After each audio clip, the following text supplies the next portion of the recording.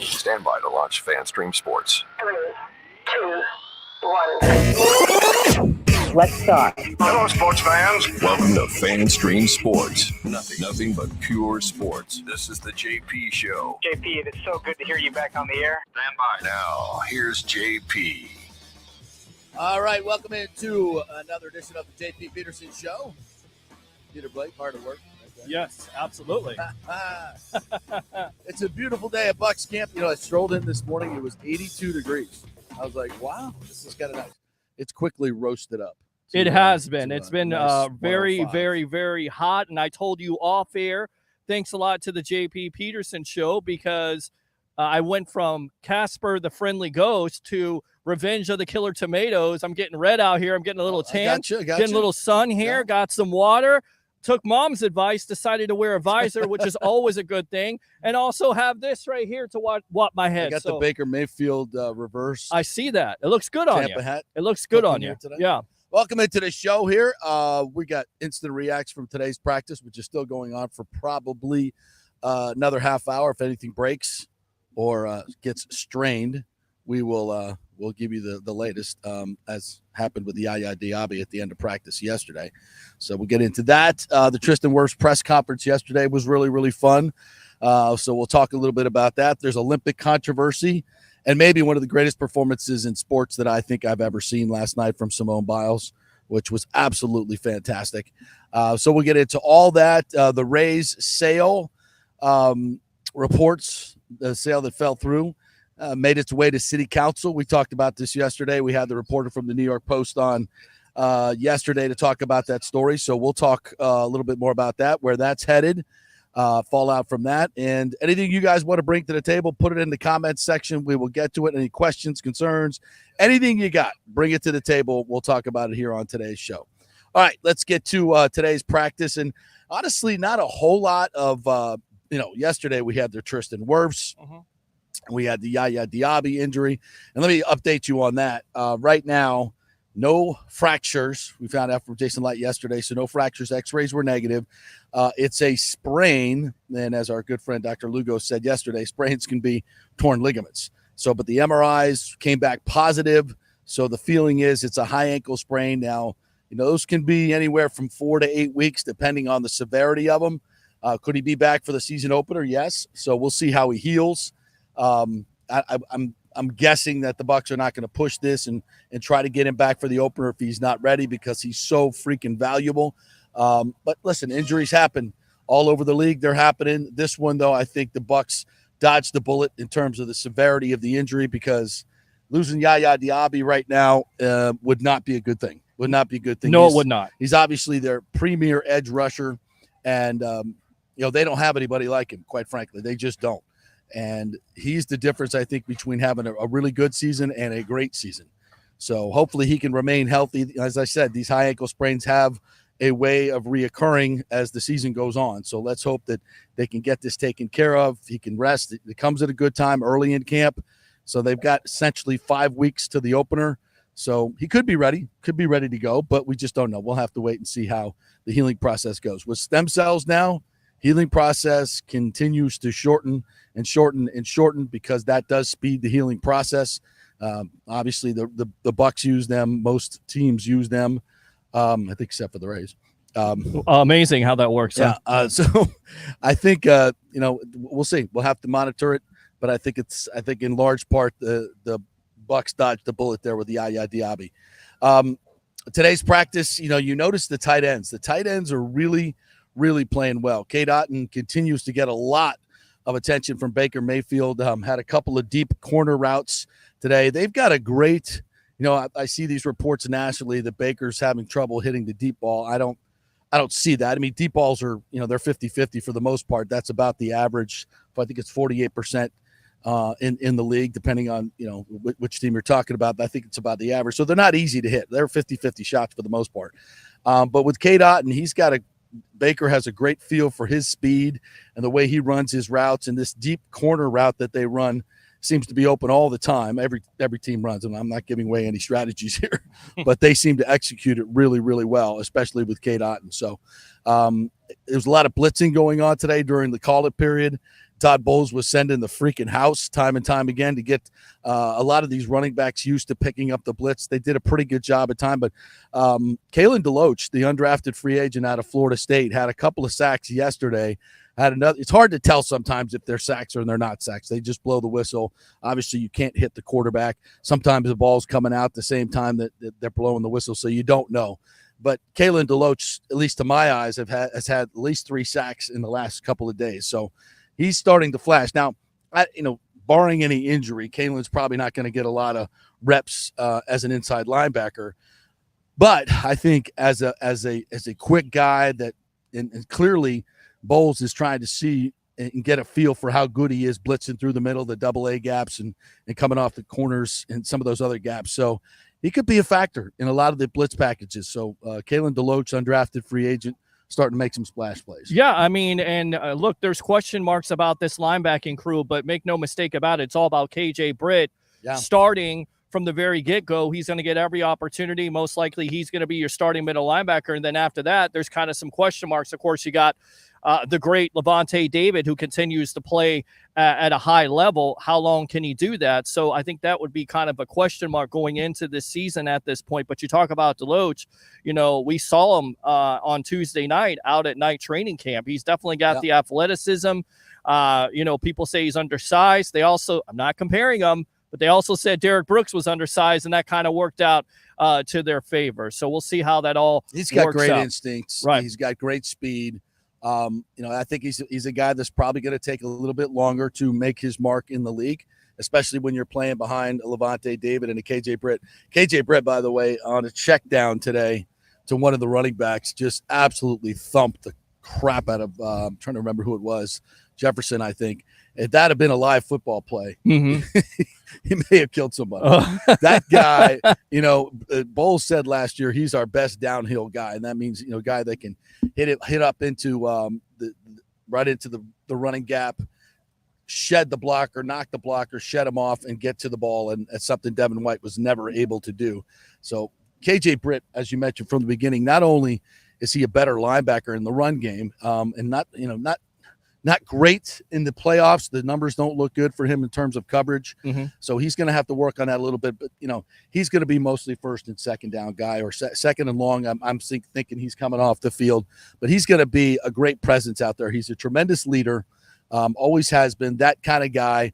I love his energy, love the physicality that he brings, and having him in there from the very get-go. You're not going to have the MEs that you constantly have, mental errors, that you constantly had with Devin White, especially in critical situations where teams would pick on him in the red zone and first downs. So I think that's going to be a big upgrade. And let's face it, when Britt was the starting linebacker, that defense improved tremendously. Like you said, those mental errors, it goes back to the Tony Dungy era where Dungy said, don't commit those mental errors because they'll come back and haunt you, not only defensively, but offensively. So that defense improved. I think the defense will continue to improve because, like Todd Bowles says, he always knows where he's at. He always knows where he needs to be. Mm-hmm. And maybe he's not the most athletically gifted linebacker on this team.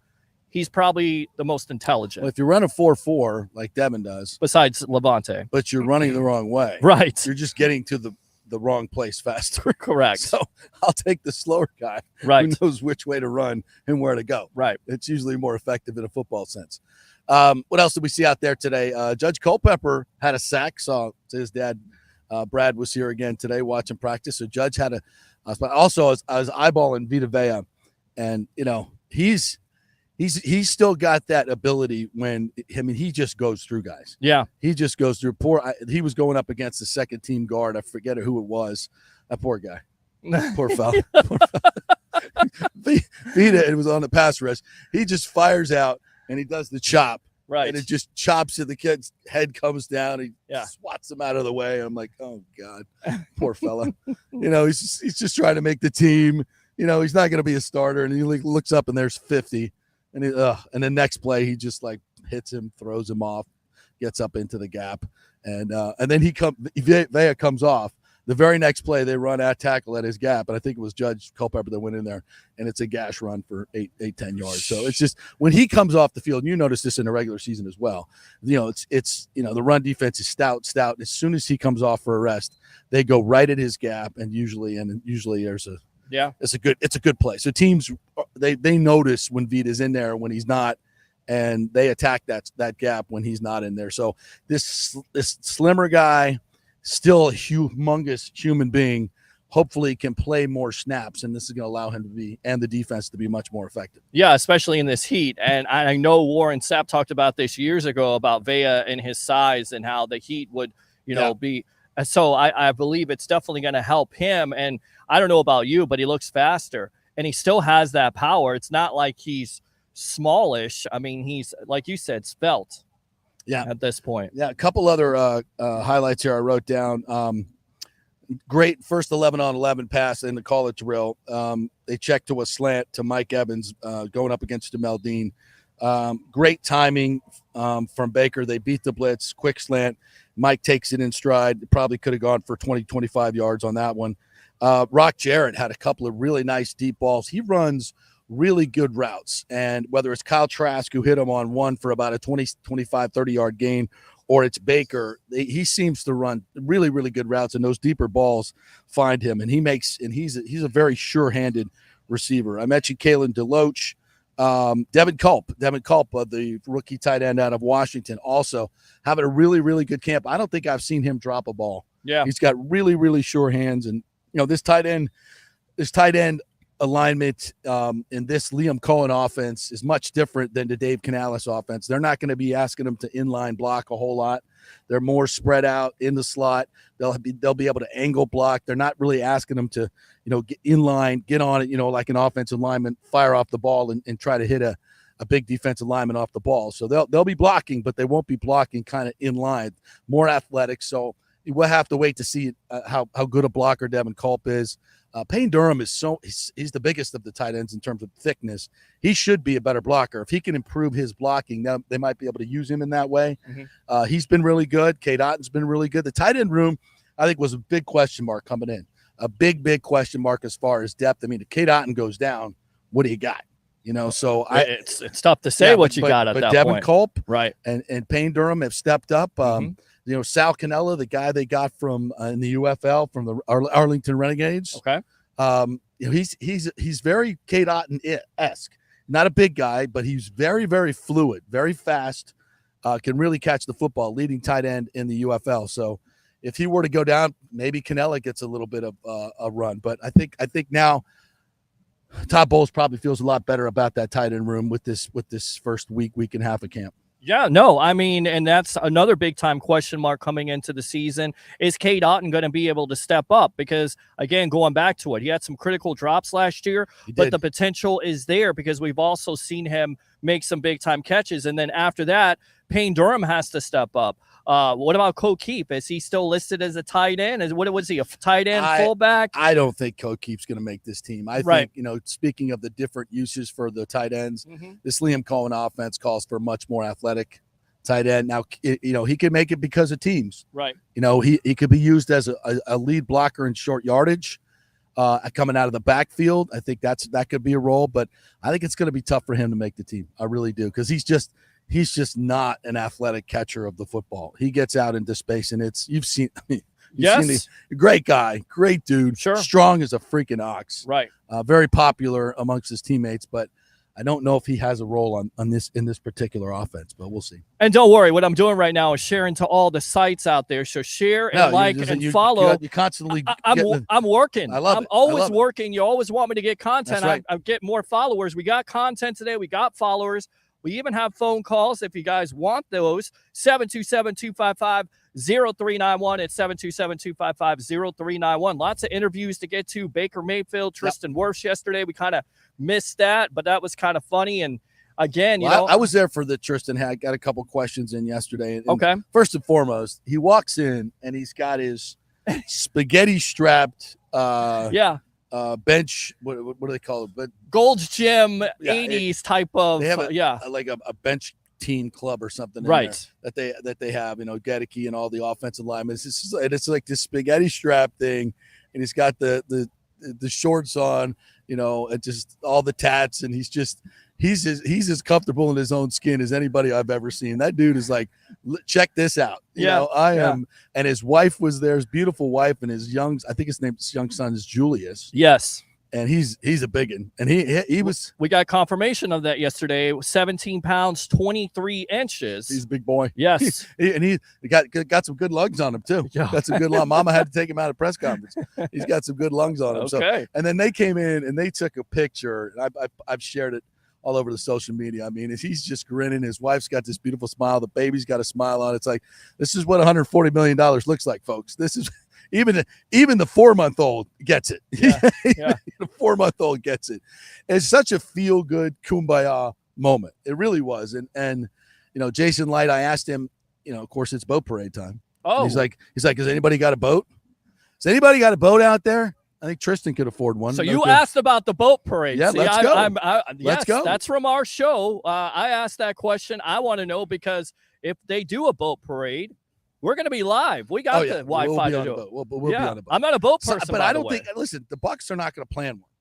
We need somebody else to step up and plan one. Okay. Let's. Well, so, who do you know? Because you know lots of I people. know lots my of people friend. with boats, big boats. All right. Big boats.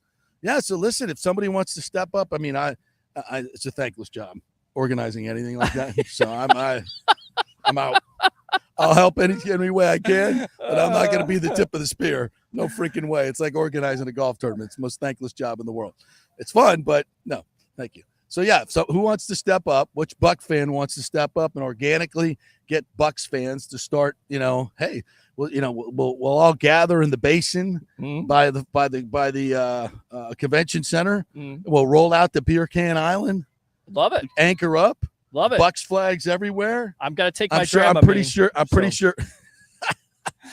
sure we could. Some players will be involved. Yes. They would love to get involved. Yeah. So yeah, let's do it. and the show will be involved any way we can. I just don't think we're quite the people to spearhead something of that magnitude. But why not? Anything is possible That's on right. the JP Peterson show. Well, if you want to spearhead it, Peter, I will.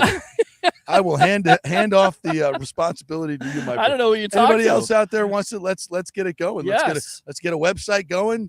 I think right after the last preseason game, the weekend, before any NFL starts up, that would be fun. Yes. Super fun. Have that Absolutely. it's like a season kickoff party. Why not? Why not? Let's do it. Let's do it. Yeah, I'm totally I down think with the that. expectations are in the air. I think the electricity is here. You could see it Oh, there's no around camp. You could feel it around camp. You can feel it in these press conferences. They seem different. We talked to Tyke Smith the other day. We talked to Jordan Whitehead and Graham Barton. The excitement is there. You could feel the levels of excitement. Listening to Baker Mayfield talk to CBS, he said it best. We know our roles now. We know what we need to do at this point. Paraphrasing, and you'll be able to hear that later. But that's exactly what it seems like this attitude is. You're not coming in to what you have right now. I'm looking at some of the comments. Yes, there's lots of comments there, and we will definitely get to those. So you want to take a quick break real quick? Yeah, let's take a quick break. We'll take our first break. We'll come back on the other side and get to the comments. We'll put those comments up there. So if you guys have any questions, comments, concerns, put them up in there. You can do that on YouTube. You can do that on my Facebook, JP Peterson. You can do it on Twitter as well. We'll get those comments out there. So we're brought to you by the Jeeves Law Group, JEEVES lawgroup.com. Saw Scott Jeeves last night. Great to see you chat with him. He is a terrific attorney, folks. If you want to be represented by an aggressive attorney that will go head-to-head with your insurance company and not settle at the drop of a hat, Scott Jeeves is your man. So go to the JeevesLawGroup.com website. Contact them through there. Non-attorney spokesman, offices St. Pete and Tampa. Back in 3. We'll hear from Tristen Wirtz. Stay with us.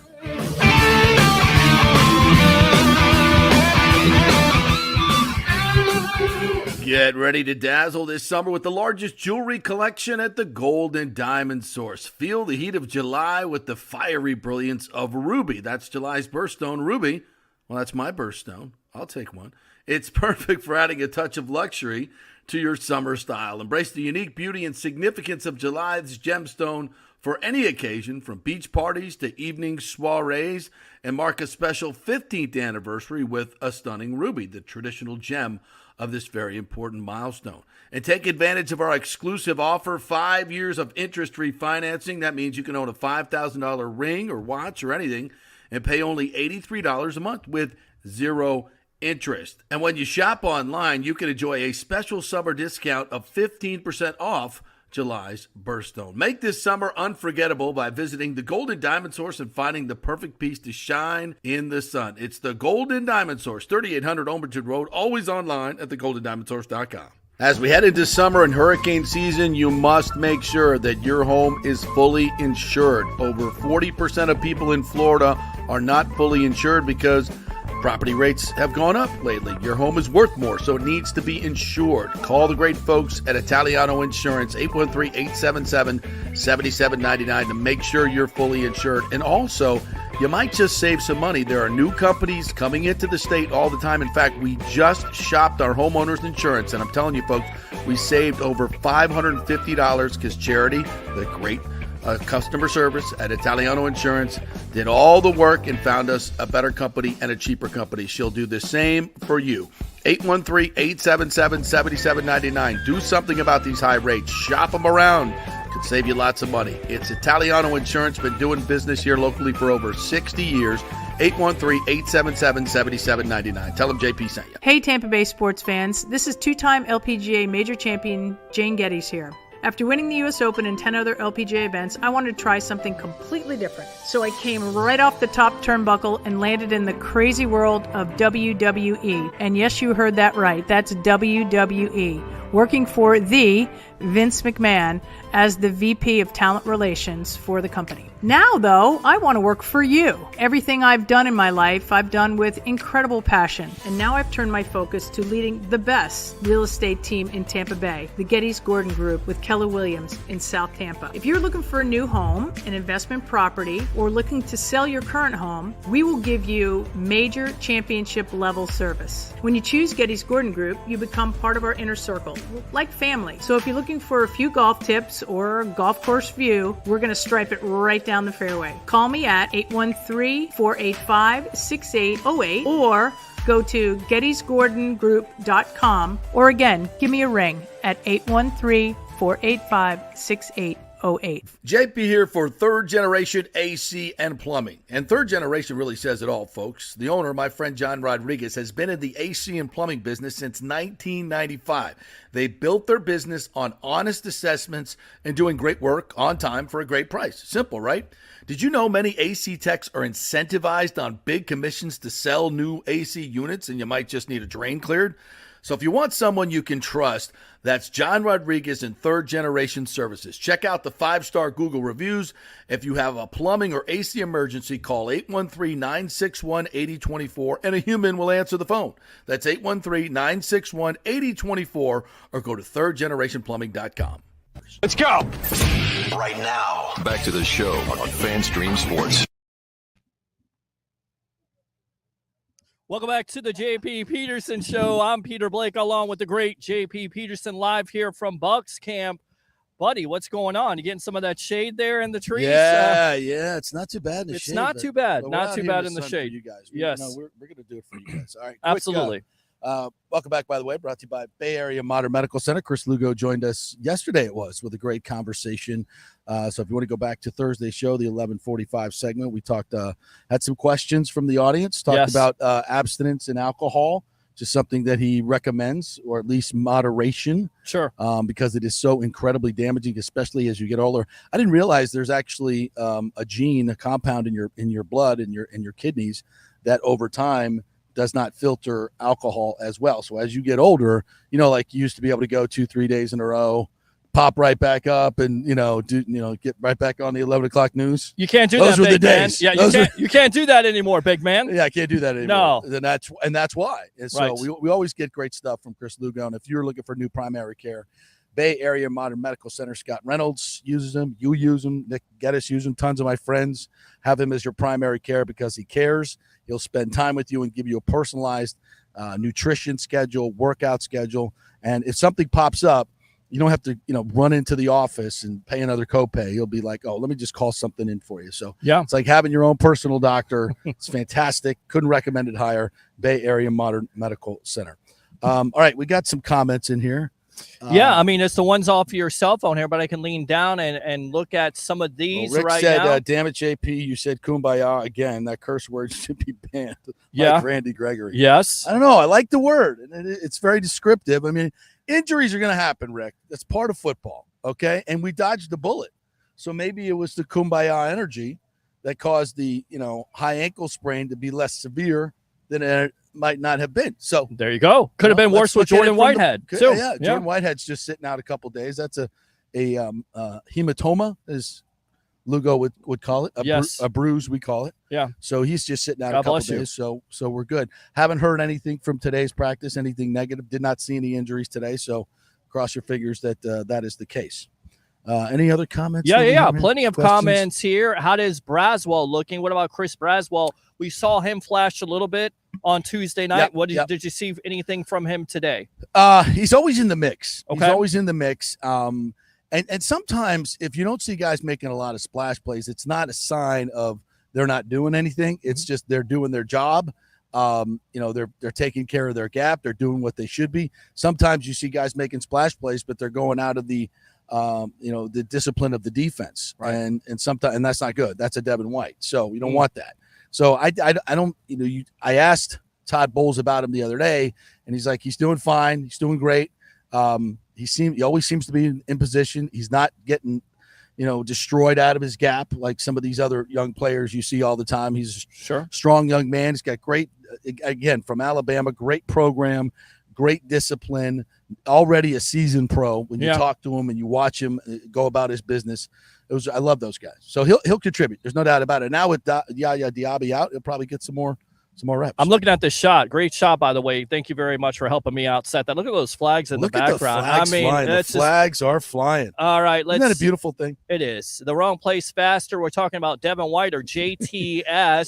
Says Ray Kennedy. Yeah. Okay, so you already read that one. Let's see. What else? Bucky Irving. Any splashes so far from him? I mean, we kind of talked about number 7 and number 15. That's what it's been consistent throughout this camp. Bucky Irving today, did he show up? I saw one play where he got destroyed in the backfield by 2 blitzing corners. Yeah. I think that was more on Kyle Trask. He kind of hit his helmet like that was on me. It's, if you have a draw play called where you're going to slip it to the running back and both the corners are coming off the edge and they're free, it's like I don't know what he's supposed to do in that situation. It's a bad play. I think he's supposed to get out of the play, and he didn't get out of the play. So Kyle Trask, that's the reason why he's. Listen, I don't know if it was definitely his fault, but he hit his helmet like it was his fault, like dummy. Right. So, so that's not Irving's. That's not Bucky Irving's. I'm just trying to read the tea leaves here, folks. I don't know what the call was.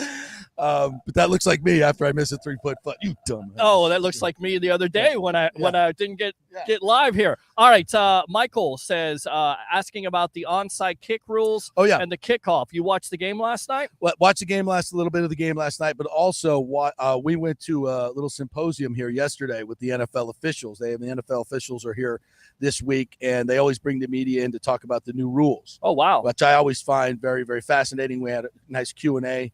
I'm trying to remember the official's name. Tay, I believe his first name was, but great guy, answered all our questions.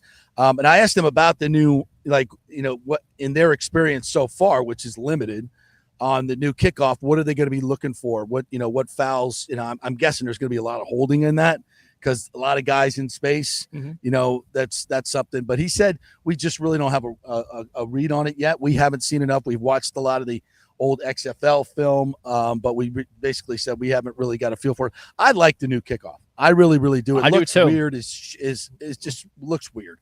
But I was watching it again here today, and it just looks weird. But I think we'll get used to it. The thing is, we're gonna get tons of returns.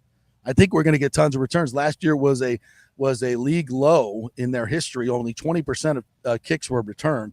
That's just why do it at that point? So there are ideas to do it, but do it in a safe way. And I think they've hit on something here.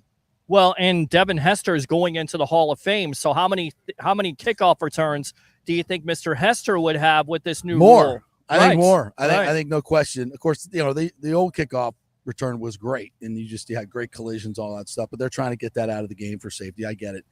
But I will say the hip drop tackle. At first, I was kind of worried about that, but they really explained it well yesterday.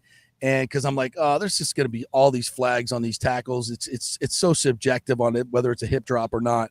But there's 3 criteria to actually meet the hip drop tackle penalty threshold. Okay. And it's grabbing the player from behind, right? Number 1. Okay. And then, kind of sort of like the horse collar. And then dropping your hips, leaving your feet, and pulling him backwards.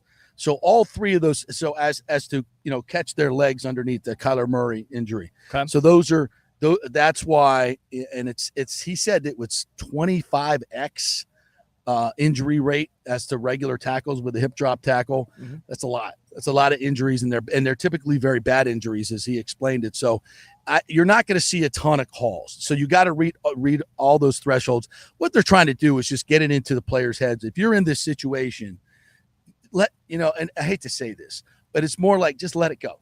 You're going to get penalized. It's better not to tackle a guy like that than to try and bring him down. Right. So it's just, you're going to slow him up. It's not like the guy's going to score, but they just don't want that tackle. And I think they're just trying to put it in the players' heads. If you get in that position from behind as a defender, you can't do it. You can't leave your feet. You got to stay on your feet, because if you stay on your feet, you're going to pull them. But you're not going to fall on their legs. And I think that's what they're trying to get out of the game. So when you hear the officials explain it the way they did, it put me more at ease in terms of, oh my God, we're going to see these flags all over. You're not. I think you got to meet all 3 of those criteria to get the flag. I think it's going to be rare. Well, hopefully it is, and hopefully it doesn't affect the Bucs in any way, because Todd Bowles talked about this a couple months ago. We don't teach that. Right. I tell you what, you want to go out to the Tristen Wirfs press conference? One more thing on rules, because Okay. I asked a question. I don't know if you heard about the Hawkeye technology, which they use in tennis. Yes. Okay, so I asked him, I said, I know you're going to be experimenting this in the preseason. Like, what's the feedback so far? How is it going to be used? Do you know anything about it? He's like, yeah, we're working with it. We're talking about it. He said anything with technology that's going to help us spot the ball, there'll be a chip in the ball. So is helpful. So it's not like, you're getting rid of my chain gang. I think it's high time we get rid of the chain gang, because players have been injured. Yeah. With those chains on the sideline, and the guys that hold them have been injured. There's no need for it right now anymore. It's more precise with the lines. We can do it with technology, and I think that's a step forward. So they're experimenting with it in preseason, or I think maybe in the lower. Maybe in the XFL. I'm not exactly sure the dynamic, but I think we'll see some of it in the preseason. And I think it's here. I think it's here to stay. I think you'll probably see it implemented, if not next year, certainly the year after. All right. So let's go out to James here.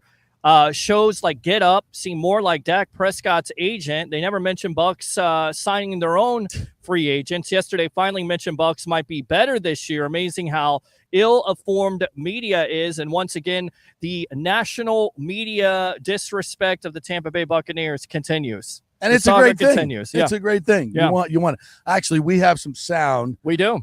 From I think NFL Live, Marcus Spears and Dan Orlovsky saying, talking about the Tristen Wirfs signing. And then, it's like the Tristen Wirfs signing is everybody go, oh, that's right, the Bucs are in the league. Yeah, I know they've been to the playoffs the last 4 years, one of only 2 teams to do that, and they've won a Super Bowl in the last 4 years, and they won a division last 3. We probably wow, look at Tristen Wirfs. They re-signed Mike. It's like, hello, right. Yes, you know. So it's like this epiphany. Like, yeah, you know what? The Bucs might be good. Yeah, that's amazing. Do we have that sound? We do have that sound here. Let's go out to that. Let's see.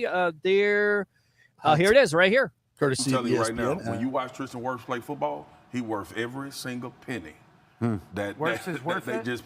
Wirfs is worth it, bro. I'm telling you. Why do you say that? Why do you say that? The physicality and the run game, it's so hard to find two-dimensional, man. Like, you got some guys that can pass set, and they phenomenal at keeping guys off the edge. But sometimes when you want to run left or you want to run right and you got a road grader, like he can be in the run game, that's difficult for D-linemen. He plays really good. He plays with really good leverage, too. The wrestling background shows up for him. Absolutely. I think Tampa's like a sneaky good football team this year. Maybe not as, obviously. You think they can repeat as division champs, right? I do. I think them and Atlanta are obviously the favorites, but playoff football team last year and pushed Detroit. And obviously Detroit had, the ending of their season. But if you look at this offensive line, the guy in the middle is probably the most important part to their offense. Graham Barton, who's their rookie center that they took out of Duke. If he's able to play at a relatively high level, this is an offensive line that is going to try to physically maul you. And then you've got two really good receivers that are proven. McMillan, right side of your screen there from Washington, I think is going to be a fantastic pro. K. Dotton at tight end, and White is a dynamic and dual threat back. If this offensive line can play at a good level, this is going to be a good football team. Now, Liam Cohen, who's now the offensive coordinator, replaces Dave Canales, head coach for the Carolina Panthers. I don't see a drop-off in performance by anybody in there. I really don't. So there you go. Wow. It's Shocking amazing. Development. We've kind of been talking about this the last couple of months, but ESPN, finally caught wind of it. Well, listen, these guys, they don't want to talk about the Bucs because the audience meter goes down. They have audience meters, and they can tell how many people are watching the show. And when they talk about Dak Prescott's contract for the 15th billionth time, the numbers go up. And the meters go up, and then when they talk about the Bucs, the meters come down. So that's the way they do their business. But sometimes when they have a piece of news like this that they can't ignore, a guy becoming the highest paid offensive lineman in history, they have to spend some time looking at the roster, and it's like, oh wow. And I love what Marcus Spears said, and we talked about this yesterday at length about Tristen Wirfs. He's such a special player, and especially when you come out here and you can watch him, up close as a technician in one-on-one drills and working, like I said yesterday, working against Yaya Diaby. I put up a little clip on my on social media yesterday, and Yaya comes with such power. And you see him against Luke Gedeke. When he hits Luke goes back. Right. And Luke's a big dude and a really good right tackle. He goes back and he's off balance, and then Yaya, and it's not every time, Luke holds his own. But it's probably more 50-50 from my, vantage point. But against Tristen, he hits him, and it's just like nothing. Mm-hmm. Tristen is never off balance. He's just, his feet are moving. It's like a ballerina. He's 335 pounds, but he moves like a running back. His leverage is great. His leverage is great. He's always on balance. You rarely see him off balance. He's always in position. He's always moving his feet. He's just so good. And then in the run game, he has that ability. It's like Marcus says, the great pass blockers are, probably longer, taller, athletic guys. So it's a little harder for them to get under guys and move them out in the run game. Tristan's 6'4". But he still has long arms. But he's 6'4". He's not 6'7". Some of the greater tackles in the league have been 6'7", 6'6" guys. So he's 6'4", but so he can still get under guys and move guys in the run game. Right. And his technique is just absolutely perfect. That wrestling background that you always mention, it's real, and it really helps you maul people and stay on balance and stay in phase. And he's just that good. He's worth every penny. He worth every penny. Absolutely. And I tell you right now, if you have a scouting background out there, I'll just give you some advice, even if you don't want it or not. If you want a tight end, you draft a former basketball player. If you want an offensive tackle, you get a wrestling background. That's how it works. So that helps. Playing different sports. Yes. You got a youngster out there. Oh, feel that wind. That's a borderline cool breeze right there. I'm telling you, it keeps on going, man. Wow. Now, if you have a young athlete out there, and I talk to coaches all the time about this, allow them to play multiple sports. They'll be better athletes when they get to high school, and they won't get burned out on a single sport. So many of you parents are like, baseball? He's a baseball player. No. Let him play basketball. Let him play football. Let him play soccer. Help his feet. Let them play multiple sports, and in the end, they will be a better athlete. The greatest athletes of all time. Look at Michael Jordan. He played baseball. Yes. Not really well, but he tried. He played baseball. But Tristen Wirfs was also a wrestler, also played baseball growing up. Mike Evans, I believe, played some basketball. Yeah. Did he not? Yeah, yes. And Tristen is such a great story, a human story if you don't know it. Sure. Single mom, has a sister as well as in med school that Tristen is paying for. A single mom, worked at Target, became a manager, and worked her way up, with 2 kids. It's really, as many of you know, it's extremely difficult. But kept the kids involved in sports and that was their outlet, and just obviously taught Tristen how to be a wonderful human being. First of all, everybody is drawn to him, everybody loves him, and it's a great heartwarming story when you get generational wealth. And he says his mom's going to be coming down this week, and mom's getting a new home, and I'm guessing mom, unless she wants to, is not working another day in her life. Absolutely, which is really, really cool, because it's time for mom to take a break. You done good, Mom, and thank you for bringing us Tristen Wirfs. All right, the lovely Ashley here says, do we think there will or won't be a prenup when Tristen makes her Miss Wirfs? Are they not married?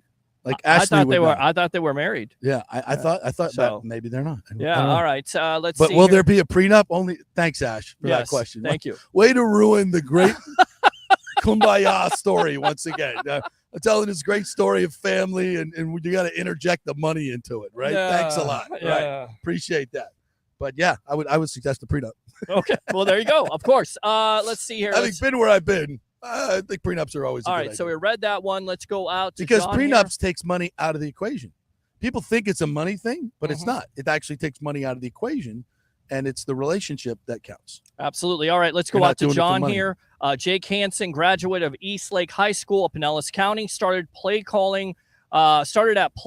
calling linebacker for the Houston Texans last night. Nice. Thanks, Johnny. Yep. Earl Harris III. Go Bucks. We thrive on disrespect. Yes, we do. Absolutely. Yes, we we do. are coming. Let's go out to William here. That and a lot of media talk about Jim Harbaugh and Aaron Rodgers, which is also in the news. I mean, Jim Harbaugh starting out with the Chargers there. Justin Herbert already banged up. Let's see what he does. And, of course, it's always the drama of Aaron Rodgers as the young and the restless. Getting into, I won't say a shouting match, but certainly a pointed conversation with Garrett Wilson. Yes. You just don't see that here. I'm not saying it's horrible.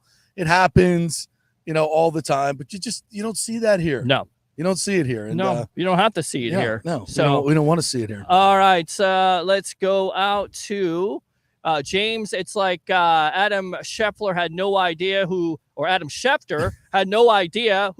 Wirfs is. Adam Schefter being his brother. I think Schefter was just trying to get Marcus to explain more to maybe some of the less learned. Yes. Yes. Sometimes we ask questions like that on shows, not because we know the answer, but we're asking it to maybe, from a perspective that sometimes football players, they get a little bit stuck in things that they know and assume everybody knows that. And so, it's always a good idea to ask that question. Yeah, absolutely. I don't know what that is right now, but we'll ignore it. Dan is generally positive when talking about the Buccaneers. He does not gush about his former team, but he's fair. Dan is good people. Love him. Scott Broadway says called in and left a message. ESPN. Go Buccaneers, fire the cannons. All right, we didn't get the message there, so if you want, I guess we'll take some calls after we go out to the Tristen Wirfs interview there. ESPN will only talk when the Buccaneers show them playing the Cowboys or Aaron Rodgers. Good stuff. But it was funny when Brady was here. That's all they could talk about. Yeah. Here's a good question. How does the new left guard Bredesen look? Is he a bigger dude? Yeah, much bigger dude. And frankly, he was started before Opeta got hurt. Bredesen, I think, was winning the job. So I think he's an upgrade. He's not a great offensive lineman, but if he could just be average, you're not going to have 5 All-Pros across the front. All right. But if he could just be average and get a nice working relationship with Tristen Wirfs, that'll be good. And I wouldn't be surprised if Elijah Klein did not take that job by midseason. Absolutely. I would not be surprised either. And I think that's the reason why, you can't sleep on Jason Light when it comes to drafting offensive linemen, especially in the later rounds, because it certainly seems like he loves to do that. Yeah. Any other comments, questions? Not really. No, we're all right. Let's take another break, and then we'll come back with the Tristen Wirfs audio. Great press conference yesterday with Jason Light as well. I thought Jason had some very interesting things to say as well, and some great smart-ass comments too. He's a funny dude. He is. Jason Light's a funny dude, man. I love that guy. He's tremendous. So good to have him around. He is the architect too, man, and should be the honorary chairman of the boat parade. Absolutely. I mean, let's go. Let's Do get it. him up on the freaking. Let's go. Put a captain's hat on him. Yeah. Ahoy, matey. Let's go. All right. We are brought to you by the great folks at Italiano Insurance. They just saved me $500 on our homeowners insurance. What? Saving money on homeowners insurance? Yes. New companies coming to Florida. Maybe have some lower rates for you. Check it out. It's free. Call them 813-877-7799 or ItalianoInsurance.com. Ask for charity. Great customer service. And they'll shop it around for you. Maybe they save you some money. Let them do that for your auto as well. Back in 3. Stay with us.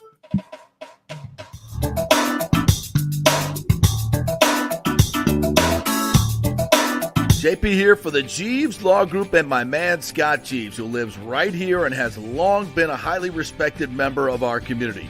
He's a proud sponsor of the Tampa Riverwalk. Jeeves Law Group is also a proud sponsor of our Grand Central District in St. Pete and has neighborhood events throughout the year. He has an office on Central Avenue in St. Pete and one on South Howard in Tampa. You can't get more local than that. So when you need an attorney, you're going to hire some huge firm that advertises all over the state or the one that supports your favorite sports show. It's the Jeeves Law Group. We're local, we're trusted, and we get results. For personal injury and personal attention, call us for a free case evaluation. That's 8889-JEEVES. That's 8889-JEEVES. All right, this is for all you guys who don't want to go to the gym and do 5,000 crunches. At Bay Area Modern Medical Center, you can get on the new True Body machine where you can reduce fat and tone up your muscle. It's like doing 54,000 crunches in just 15 minutes.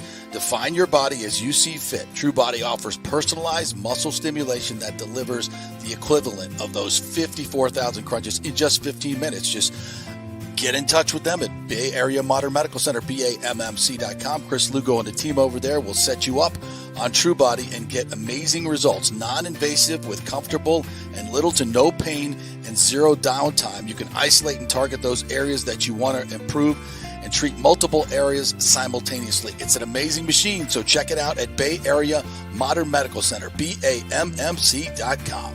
JP here to ask the question, are you planning an event, meeting, or conference? If so, you'll want to call the designers and production professionals at Extravaganza Productions Incorporated. With over 35 years of experience in the events industry, designing and producing every type of small to large event, they can provide a huge resource for design ideas, audio, visual, sound, lighting, decor, and entertainment to turn your event into an incredible experience for the entire audience. Folks, I've worked up close and personal with this group at many national events and Tampa events, and they have unique capabilities that help you save time and money in the planning and execution of your next event. Don't delay. Call these pros today at 813-621-4700 or check out their website at extravaganzaproductions.com. Tell them JP sent you, and they'll provide a free initial consultation for your event. Extravaganza Productions, the best of the business. Golfers, listen up. The hottest new driving range craze has come to Rogers Park in Tampa. The Top Tracer range is now open 10 to 9 p.m. And just like you see on TV, every shot is tracked for yardage and accuracy, giving you immediate feedback. And best of all, you can virtually play the top courses like Pebble Beach or St. Andrews with your buddies.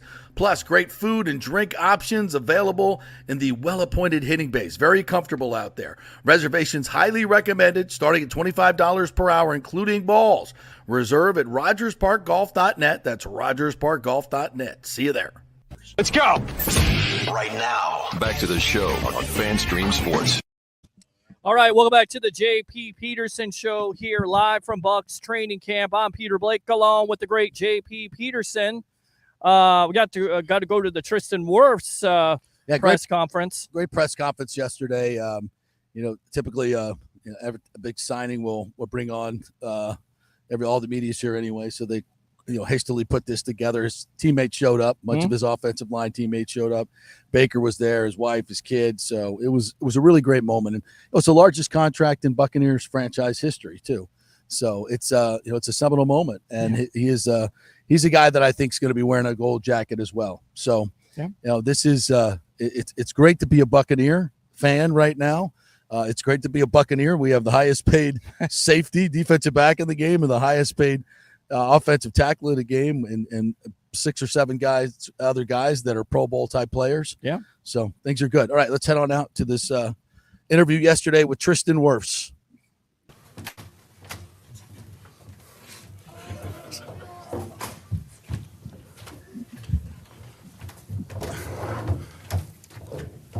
Sorry, we're a little late. I had to change. I didn't want to wear the same thing Tristen was wearing.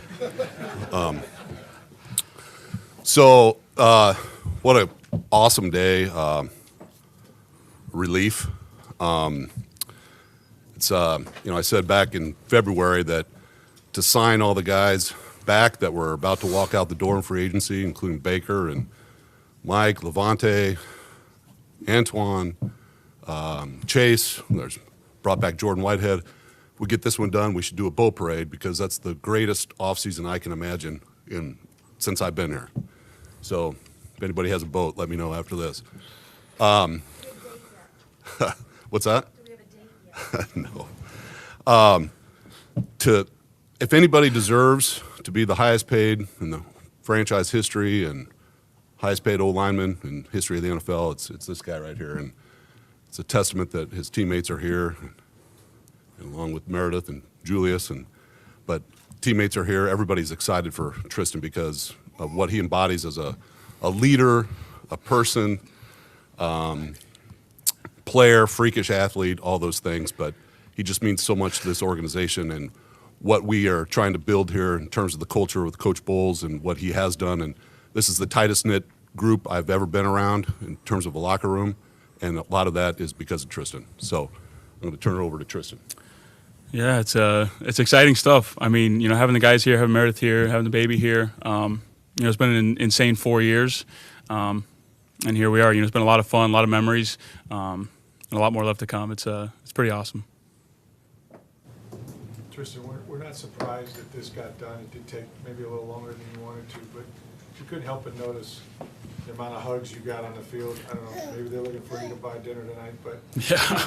But in general, just what does that mean to you? Because obviously there is kind of an inevitability about this, but just the reaction from the guys here right now. Yeah, no, it makes me feel really good. I love it here. I've loved every minute here. I think Jason said a little bit ago, we have a really tight-knit group, I think, across the board, coaches, players, support staff, everybody. Everyone's got their hand in the pile, and it meant a lot to me. Everyone was really excited and happy for me. It was super cool. I gave Coach Bowles a big hug, Jason a big hug. It was awesome. What does it feel like to be the highest paid offensive lineman in NFL history? I think it's pretty cool. Don't know if it was necessarily, a goal, coming in the NFL, but it's just a lot of hard work, trying my best, to come out there and be the best teammate I can be, the best player I can be. Wouldn't be here without all these guys. So it's just pretty cool. All offseason, you stood in the back of this room and the other room as your teammates got these new deals. What does it mean to you to finally have it be your turn and then to have so many of them in here with you? Yeah, it's pretty awesome. I was there training. I just wanted to be there to support the fellas. Mike, Baker, Antoine, all these guys. So I actually wasn't there for Mike, so I'll take that back. I wish I was. I didn't know it was that day. But no, to have these guys here support me it means the world to me. They're my best friends. We bleed together, we sweat together, we cry together. It means a lot. And I'm pretty sure you were probably wearing that shirt as well. I was actually my bench row record shirt. I think I was wearing my black and red one. First thing that Baker said to you after he found out the deal was done? He gave me a big hug right outside the equipment room this morning. He said, "You deserve it, brother," and happy for me. One person that's not here is Mama Works. What did you say to her when this deal got done? I called her last night. I said, "We're damn close, Mom," and she sent me. I think she sent me like 3 text messages. I got a reply, but I'll probably call her right after this. I think she's coming down this weekend. Just that we did it, it's went through a lot growing up. She had my back every step of the way. Just wanted to make sure I had everything I needed to go out there and have fun, and now we're here. Question for both of you, from each of your perspectives. A lot of deals recently, larger deals within the league have been 4 years less. What does that 5th year mean for each of you in terms of your commitment to each other, as well as planning purposes for each side? I think, I don't really want to be anywhere else. It's pretty nice here. So I think just doing what I can to, I think both parties were happy. Tampa's a pretty good place to be. It was important to us to make sure we have Tristen as long as we can, and hopefully he retires a buck. And our other goal was to make him the highest paid athlete from Mount Vernon, Iowa. So we surpassed that, and that was so we hit on all cylinders here. Mount Vernon. Jason, you kind of mentioned that this is the best offseason that you can remember in your tenure here. What did it feel like to finally get this done every step of the way? You know, it's relief. I really can't put it into words. It's just really excited about this. Really grateful for the people that are working for me, with me. Mike Greenberg, Jackie Davidson on the contracts, John Spytek, and the scouting group. You know, there's a lot of bad things about COVID, but there was one good thing about COVID. It was the draft that year when we got Tristen and Antoine. So, you know, got people just working hard, especially on the contract. And Jeremy Newberry is Tristan's agent. We had a lot of going back and forth, but very patient on his end, and very good agent. And with Mike and Jackie, it's taken a long time. These things seem like they'd be easy to do, but there's just a lot of hammering things out. But just very grateful, I guess, to answer it in a short way. Tristen, it's rare around the league for a guy in your position to come out here and practice and be at OTAs. Why was that important to you, and what does that say about the camaraderie and leadership on this team? I just wanted to be out there with the guys. You know, OTAs. I was in the weight room. I was watching out the window like that SpongeBob meme. You know, with Squidward watching them, just wanting to be, wanting to be out there, but knowing what's at stake. And I think coming out here and during these first couple days of training camp, just doing as much as I can. Individual, being there with Schooley and Luke talking about technique stuff. Biggest thing was I just wanted to be with them. I didn't want to be an asshole sitting out, so I was just trying to do what I can to be around still and be there, be in their ear, have them tell me, looks they're getting and stuff. Just be there as much mentally as I could. Tristen, you're entering year 2 at left tackle now.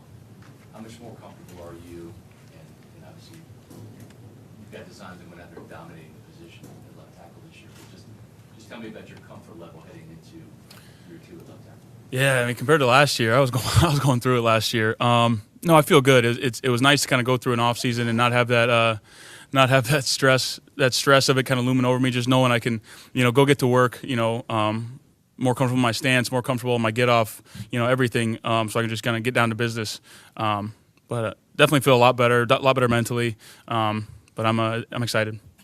Jason, what's this mean for you to be able to go through the roster rebuild that you had to do with all that dead cap money, with some of the older players retiring, and now you've got this core group intact for the next several years?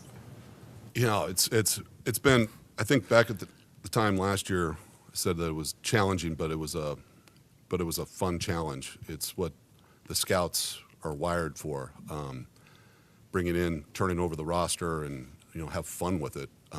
Trying to find sleepers, trying to find value, and but then also to tie a bow around it with rewarding our own, like Tristen and Antoine and Mike and Levante, and bringing Baker in and having seen the success that he had. It's just very rewarding for all of us. Jason, it's so hard to find good offensive tackles in this league. It's almost impossible. Yeah, no shit. Great ones, right? But can you just talk about the bookends that you have with Luke Gedeke and the huge strides he made last year at right tackle, and then having a Pro Bowler Tristen? Well, it's a great feeling when you, as a general manager or front office coach, owner, that you have 2 solid tackles, 2 very good tackles, and we think we do. They play off each other. They're very close, and that helps. I'm very proud of Luke, how he came through his rookie year, which I didn't think was bad. As some people, he struggled a little bit like all rookies, but I thought he played very good. We were very happy with him, but then moving him to tackle to see how he thrived there at his natural position was fun to see. Tristen, 4 of the 5 of you guys now have a chance to be together for a long time. Continuity kind of wins in this league, and yet there's a lot that you haven't done, and nobody wants to be last in anything, right? So how much with your contract and everything that's going on, do you feel responsibility now that, like, okay, now the rubber has to meet the road here, we got to be one of the better offensive lines?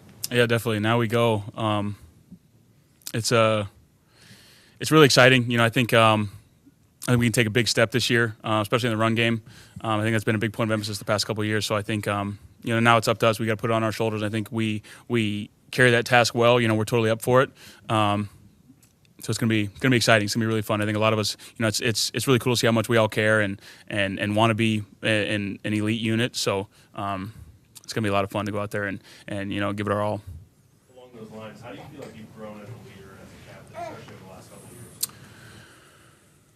Yeah, I think it's kind of the vocal aspect. I've never really been a big vocal leader. It's been kind of hard. I get ahead of myself and start talking super fast, and I'll stutter a little bit. But I think just calming down and kind of accepting that role a little bit. 'Cause we had a bunch of like elite veterans when I first came in, so like they kind of naturally had that leadership role. So now like when I kind of had to step into it, and even last year, being captain for the first time, that was an unbelievable feeling. But just knowing guys look to you and you got to step up a little bit and just take advantage of it, run with it. Tristen, you were one of the few athletes that has been so open about the challenges that you dealt with, some of the mental health struggles as you prepared to move to the left side. Now that you've achieved this next step in your career, I guess how can you kind of use that platform to help others? What would you say to some other guys that might be going through some challenges but are maybe afraid to talk to someone about it? Yeah, I think just that's the thing. Just talk about it. Just get it out of your head. Get it out in the open. Because it'll just fester. If you just let it sit there, it just festers. And it's okay to talk about it. I was going through it. I was anxious. I was nervous about making a switch. Some people thought that was stupid. I was like, "This is what it is." We all deal with it. People think we're invincible, but we're people too. So that's the biggest thing is just talk to somebody about it. Get it off your chest and feel a lot better. Jason, when you handed him the contract, full well knowing you were about to make him the highest paid offensive lineman ever, what was the look on his face? What was his reaction when you handed him that paper with the number on it? Isn't it soon? I never physically handed it to him, so I can only imagine what it would be, though. It was good. It was good. It was a good face. It was good. It was good. He owes me a beer. That's not. Couple. You've gone from, as Tristen said, that the elite guys, the Bradys, you won a Super Bowl with, and now you've turned this roster over. You've got your new quarterback, and Tristen now in the fold. Just how do you feel about that job of getting that roster turned over, not taking a dip like a lot of teams do? And how do you feel about this roster now as you move forward in the next few years? It's hard not to feel great. We've got some great players. The season's, you can't predict what's going to happen during the season. There's a lot of things that are out of everybody's hands, but we have the foundation of guys like Tristen that you build a team around, and Antoine as well, Baker, got some great players. We keep going on and on. Mike, I feel like I'm going to leave people out. Could just keep going on and on. It's really cool to, when you look out there and you see all the players that we have, not even mentioning defensive players that are young and veterans, and it's hard not to get very excited. But the thing that gets me the most excited in talking to my people is just the camaraderie and the vibes that are going through our office right now, from players to coaches to Bobby in the training room, the equipment room, everybody. It's at an all-time high right now. So hopefully that transfers to the field, but it's better than not having great vibes right now. Hit that too? What was the question? Just the roster. Now that you've turned it from the Brady years and this is kind of your team, what do you see on this roster and the guys around you? How good can you be? How quick can you get back to the Super Bowl? Yeah, I think we have a lot of guys that care. I think Jason said it as well. One of the closest units I've been a part of across the board. It's fun being out at practice. Guys love coming out there competing, and that's what it's going to take. Us competing every day, coming out with attention to detail, trying to get better, and pushing each other to be the best we can be. Super Bowl is obviously the goal. I think that's the goal for everybody. Just doing whatever it takes to get back there and lifting that trophy. It's a damn good feeling. So got to do it again. A couple more. And I don't want to be the Debbie Downer, but you could see that camaraderie on the field when Yaya Diaby went down. He's a special part of this team. how, what kind of went through both of your minds when that happened? I don't know, Jason, do you have an update on? All right, welcome back to the JP Peterson Show. I'm Peter Blake, along with JP Peterson. I think here. that gives you a pretty good feel of what the Yes. press conference was all about. We try to, we could cut those up, and I get it, but I want to give you a feel for the entire press conference. Yes. Like you're sitting right there, right? You're sitting right there. Absolutely. Can hear the baby in the background crying too. You're right about got that. Some lungs. Yes, got some lungs. It does. So a great day for the Buccaneers. I think we got a little bit more information there on a bunch of other things.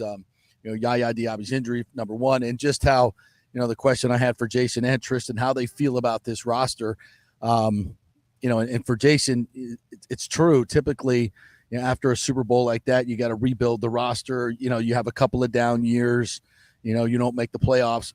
They haven't done that. They haven't taken a dip. They've been making the playoffs. I mean, granted, it's been an easier division, no question about that. But they, everybody's got a chance to win it, and they've won it 3 years in a row. So, and this roster, as we heard Dan Orlovsky talking about earlier, is one of the better rosters in the league right now. I don't think there's any question about it. And a lot of it comes down to Baker Mayfield. And listen, we can debate this all we want. I think Baker's in a situation that he's never been in.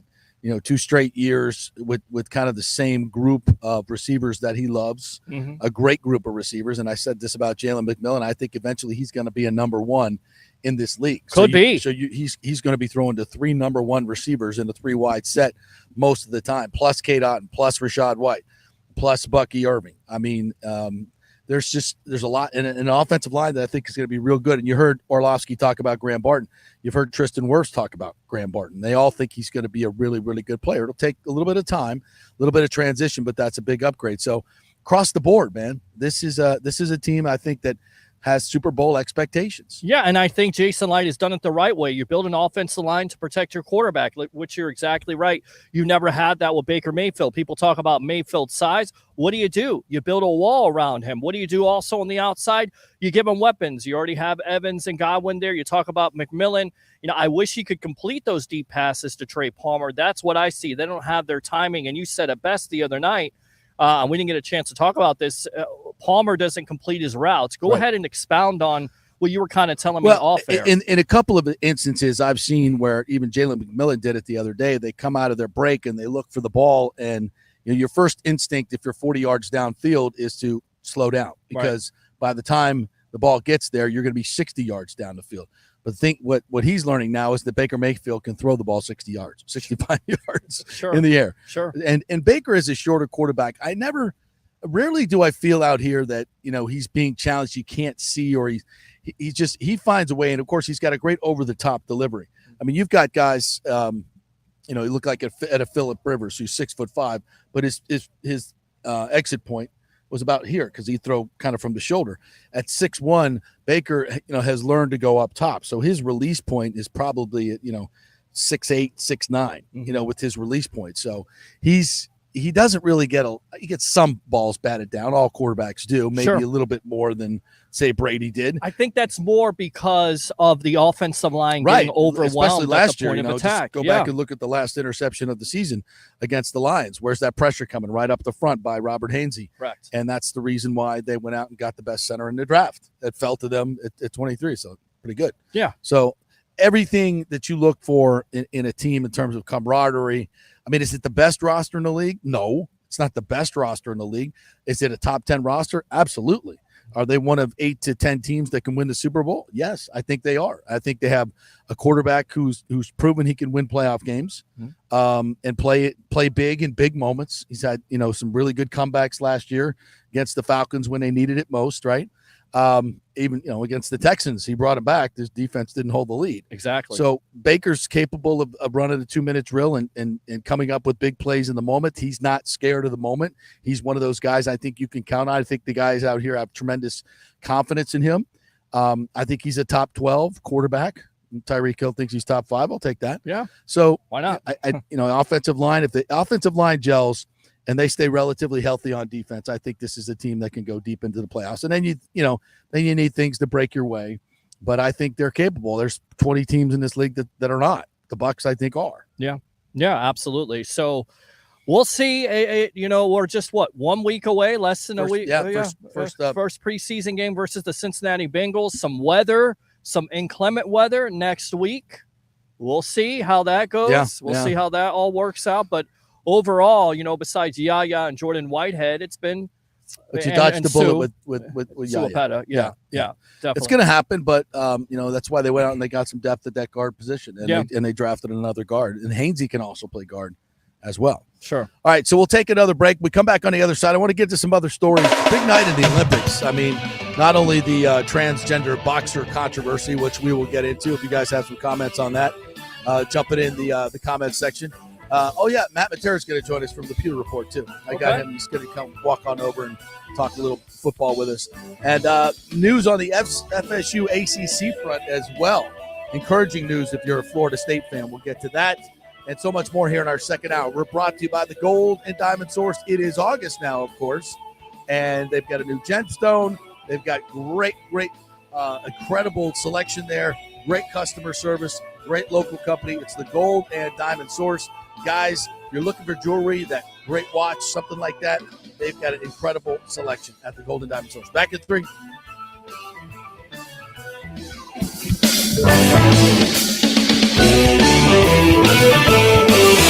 This is The Strike. 102.5 WHPT, HD2 Sarasota, Tampa, St. Pete. Hey Tampa Bay sports fans, this is two-time LPGA major champion Jane Geddes here. After winning the US Open and 10 other LPGA events, I wanted to try something completely different. So I came right off the top turnbuckle and landed in the crazy world of WWE. And yes, you heard that right. That's WWE. Working for the Vince McMahon as the VP of Talent Relations for the company. Now, though, I want to work for you. Everything I've done in my life, I've done with incredible passion. And now I've turned my focus to leading the best real estate team in Tampa Bay, the Geddes Gordon Group with Keller Williams in South Tampa. If you're looking for a new home, an investment property, or looking to sell your current home, we will give you major championship level service. When you choose Geddes Gordon Group, you become part of our inner circle, like family. So if you're looking for a few golf tips or a golf course view, we're going to stripe it right down the fairway. Call me at 813-485-6808 or go to gettysgordongroup.com, or again, give me a ring at 813-485-6808. Get ready to dazzle this summer with the largest jewelry collection at the Gold and Diamond Source. Feel the heat of July with the fiery brilliance of ruby. That's July's birthstone, ruby. Well, that's my birthstone. I'll take one. It's perfect for adding a touch of luxury to your summer style. Embrace the unique beauty and significance of July's gemstone for any occasion, from beach parties to evening soirees, and mark a special 15th anniversary with a stunning ruby, the traditional gem of this very important milestone. And take advantage of our exclusive offer, 5 years of interest-free financing. That means you can own a $5,000 ring or watch or anything and pay only $83 a month with zero interest. And when you shop online, you can enjoy a special summer discount of 15% off July's birthstone. Make this summer unforgettable by visiting the Golden Diamond Source and finding the perfect piece to shine in the sun. It's the Golden Diamond Source, 3800 Omerton Road, always online at thegoldendiamondsource.com. As we head into summer and hurricane season, you must make sure that your home is fully insured. Over 40% of people in Florida are not fully insured because property rates have gone up lately. Your home is worth more, so it needs to be insured. Call the great folks at Italiano Insurance, 813-877-7799 to make sure you're fully insured. And also, you might just save some money. There are new companies coming into the state all the time. In fact, we just shopped our homeowners insurance, and I'm telling you, folks, we saved over $550 because Charity, the great customer service at Italiano Insurance, did all the work and found us a better company and a cheaper company. She'll do the same for you. 813-877-7799. Do something about these high rates. Shop them around. Could save you lots of money. It's Italiano Insurance. Been doing business here locally for over 60 years. 813-877-7799. Tell them JP sent you. Are you looking for an honest AC and plumbing company? I mean, that's like trying to find a humble Saints fan, right? Well, try my friends at Third Generation AC and Plumbing Services. Been in business since 1995 here locally. And listen to what one of their customers said.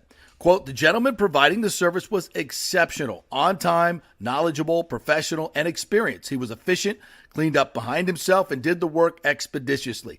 He not only repaired a sink, he repaired our toilet that was constantly running. We have used this company several times. They are awesome. Says it all, folks. Testimonials really say it all. Call 813-961-8024 for honest, fast service. 813-961-8024 or thirdgenerationplumbing.com. We also do AC. Let's go. Right now, back to the show on FanStream Sports. All right, welcome back to the JP Peterson Show for our second hour here at Bucks Camp. We got a nice cloudy moment here. Thank you. Feels Thank you, so God. good. We got a nice cool breeze. Thank you. For our second hour, we're going to get to our Baker Mayfield interview. What else do we have? Well, we got that. That's we Okay. got Tyke Smith. We can go out to that because we didn't get that presser. We'll hear from We'll Baker. Yeah. We'll hear from Baker. By the way, Matt Matera is going to join us from the Pewter Report, get his thoughts. I have to leave at 10 o'clock, so practice goes till about 10:30. So there's stuff that we miss. So Sure. we'll bring in his eyes and ears and see what's up. Absolutely. Wanted to get to a couple other stories, by the way, thanks to our great sponsors, Third Generation Plumbing and Air Conditioning. If your air conditioning goes out in this heat, you guys are going to be panicking, right? Go to thirdgenerationplumbing.com. They also do AC. They've been in the AC business since 1995. Call them. They'll get over there right away. Super honest technicians, super professional. John Rodriguez, good friend of mine, is the owner of the company. He does not put up with any shenanigans, folks. That's why they've been in business for so long. So if you need an honest tech, and that's what you're looking for, guys that do great jobs for a great price, it's Third Generation Plumbing and AC. Great people over there.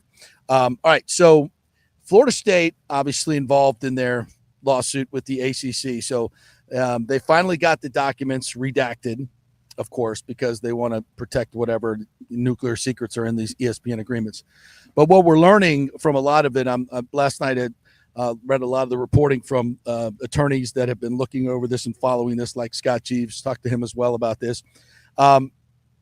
So it appears that ESPN has an option for this grant of rights. The grant of rights is the big sticking point here that's going to determine what the exit fee is going to be. So the grant, as it reads, as many legal scholars that I read last night, most of them agree that there's an option in 2026 for ESPN to pick up the contract to 2036. Okay. In next 10 years, basically.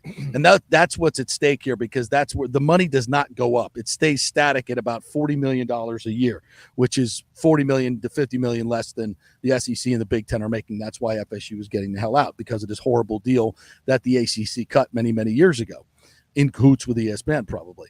So this has been the crux of the whole deal. So as you read these, as these legal scholars read it, they say that once ESPN opts in, if they do opt in to go the rest of the way, then there's a vote that is needed for 2/3 of the ACC to vote if they want to go forward by the bylaws. Mm-hmm. So this is what's, there's the legal sticking point. Now, most people say, okay, it looks like to me that there has to be a vote. The ACC can't just rubber stamp this. The commissioners can't just rubber stamp this. This is common sense too, right? Why would you not do this? So if that's the case, if 2/3 of the schools have to vote, they'll vote no. And then the FSU's out of their grant of rights and they can leave the conference with very little penalty. Correct. So that's, and again, this comes up to legal interpretation, but I think most people would agree, and that's what makes common sense. And so if this is the case, you may see FSU announcing before the August 15th deadline, which is coming up, that they're leaving the ACC. Now, a settlement, which we've always talked about, is the most likely outcome here. A settlement could come in the next 6 to 8 months. Those things usually happen around deadline time. If FSU says we're leaving, then they're going to feel very good about their legal arguments that they're going to win this case. And I think from all I've read and from what Scott Jeeves says and most attorneys feel, they've got a strong case for a reasonable exit fee, not this $517 million exit fee that they've been talking about. So again, I think another legal win for FSU. And I think this is one of the things that ESPN's been trying to hide and the ACC has been trying to hide, that this is clearly the case, that there needs to be a 2/3 vote. And I would dare say that they can't get that.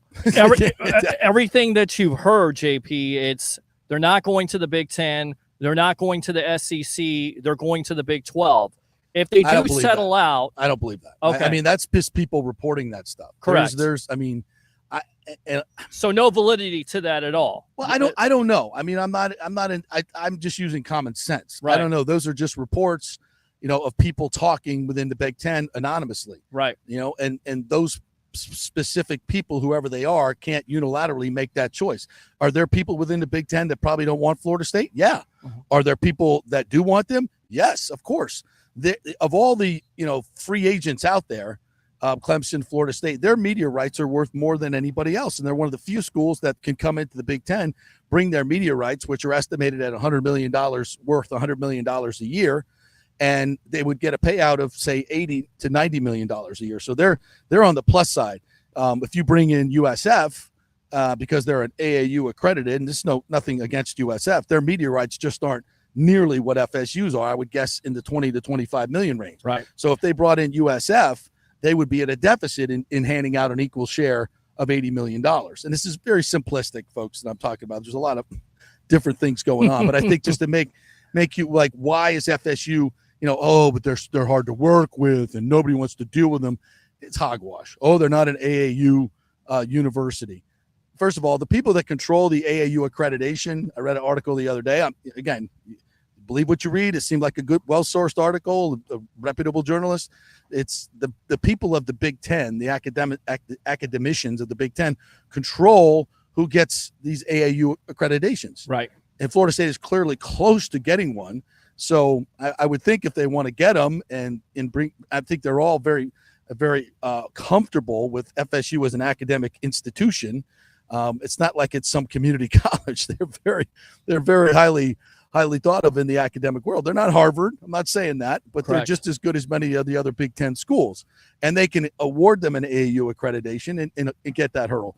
I don't think it's that big a deal. A lot of people that I've talked to that have been athletic directors and conference leaders have said it's not that big a deal. It's more for, there's things that athletic directors have to do to, quote, save face for the academicians, and this is one of them. Right. So I think the media rights are worth way more than an AAU accreditation, and they can get that anyway. Well, so it's Paul Feinbaum. I don't think Paul Feinbaum is a hack for the SEC. Yep. He's going to crap on FSU every chance he gets. So he has no validity or credibility in this argument. He's completely compromised. Frankly, anybody at ESPN who talks about this is completely compromised. They hate FSU. They screwed FSU in the playoff. Everybody knows it. So, I mean, they can talk all they want. Mm-hmm. They're not in control of Fox Television, and they're not in control of the Big Ten. And those are the people that are going to make the decision if FSU comes in. So I don't give a rat's ass what Paul Feinbaum says or anybody who works at ESPN that has an opinion that FSU is not good enough or not wanted to be in the Big Ten. I think it's complete BS. It is. And that's my opinion. Right. So I think it is BS too. Whatever that's worth. And, well, it's worth a lot here on the JP Peterson Show. That's right. What do you guys think? I tell you right now, we can always go out to this Baker Mayfield interview if you want to. But I tell you what, I want to get to some of the other subjects. Okay. All right. We got to get to the thing that broke the internet last night. And before we talk about the transgender boxer, I want to talk about Simone Biles. Absolutely. And Katie Ledecky, who won her 13th medal last year, which is the most medals won by an American Olympian. So one of the greatest to ever do it. We're witnessing greatness in Katie Ledecky. She was phenomenal last night again. And Simone Biles. Did you watch that performance? I did watch some of it, yes. Yes. I'm sorry, guys, if you're watching Bears versus Titans in the Hall of Fame game while Simone Biles is competing in the all-around and watching her floor exercise, there's a lot more football to watch. This happens every 4 years, and it's probably the last time she's going to perform. And her floor exercise was just breathtaking. She did not miss a beat. She stuck every single landing, 12, 13 feet high in the air for someone who's 4'8", spinning, flipping 5 times. How the hell do you do that and land on your 2 feet? No idea. And don't take it. It's just insane. I've never seen anything like it. She's got to be up there as one of the greatest athletes of all time, right? For me, you can't do it. I can't do it. I don't think there's a lot of people that can do it. It's a specialization at the end of the day. I'm bound to pick up my keys. I get dizzy. Right. I mean, are you kidding me? It's just unbelievable. So I want to get that out there. And of course, the thing that broke the internet last night was the transgender boxing controversy. The Italian girl who was going for the gold took 2 punches 45 seconds in to what many believe is a man. And that the boxer has been gone through gender testing in 2023 in the World Championships and was kicked out. So can we not agree on what a man and a woman is in terms of boxing? And, there are reports that, she has female parts and cyst this. And I don't believe it. It's an XY chromosome. It's a man. It's a man, baby. He fights like a man. You went all Austin Powers on him. And it's in the Olympics, for God's sake. Dude looks like a lady. And your boy Jake Paul stepped up. Yes. And said he's going to put the Italian fighter, Serini, I think her name is, on his next MVP card. It makes sense. I mean, he's made all kinds of money for Amanda Serrano, and it's good publicity for him. And again, that's why I continue to say, everybody that downs Jake Paul, look at some of the things he does off the ring, off the mat there.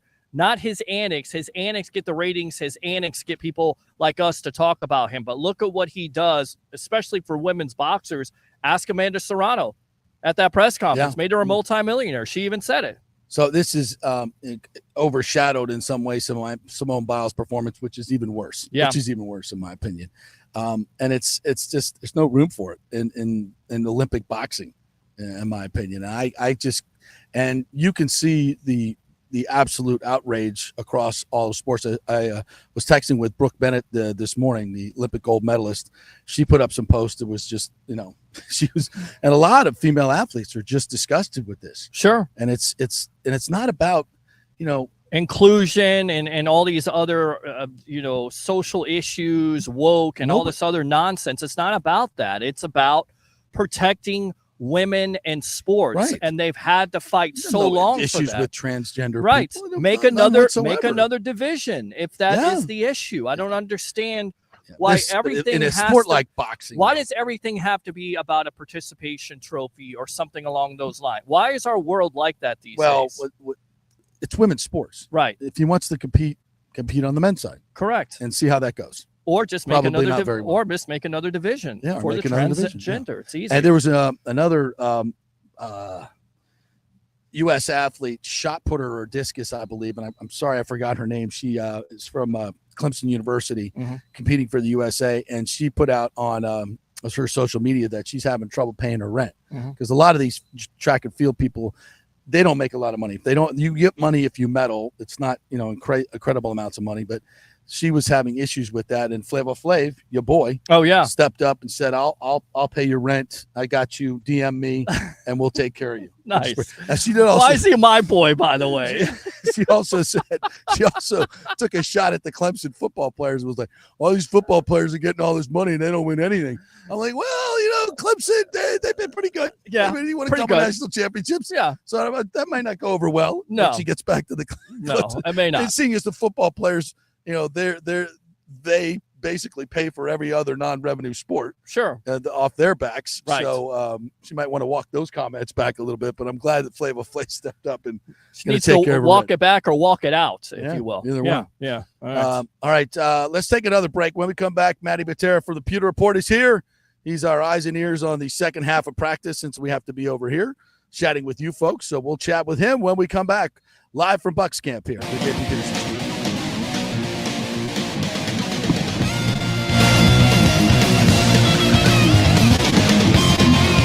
JP here for the Jeeves Law Group and my man Scott Jeeves. If you're going to hire an attorney, do you want some guy looking for a quick settlement and a quick buck, or do you want an attorney with some chops?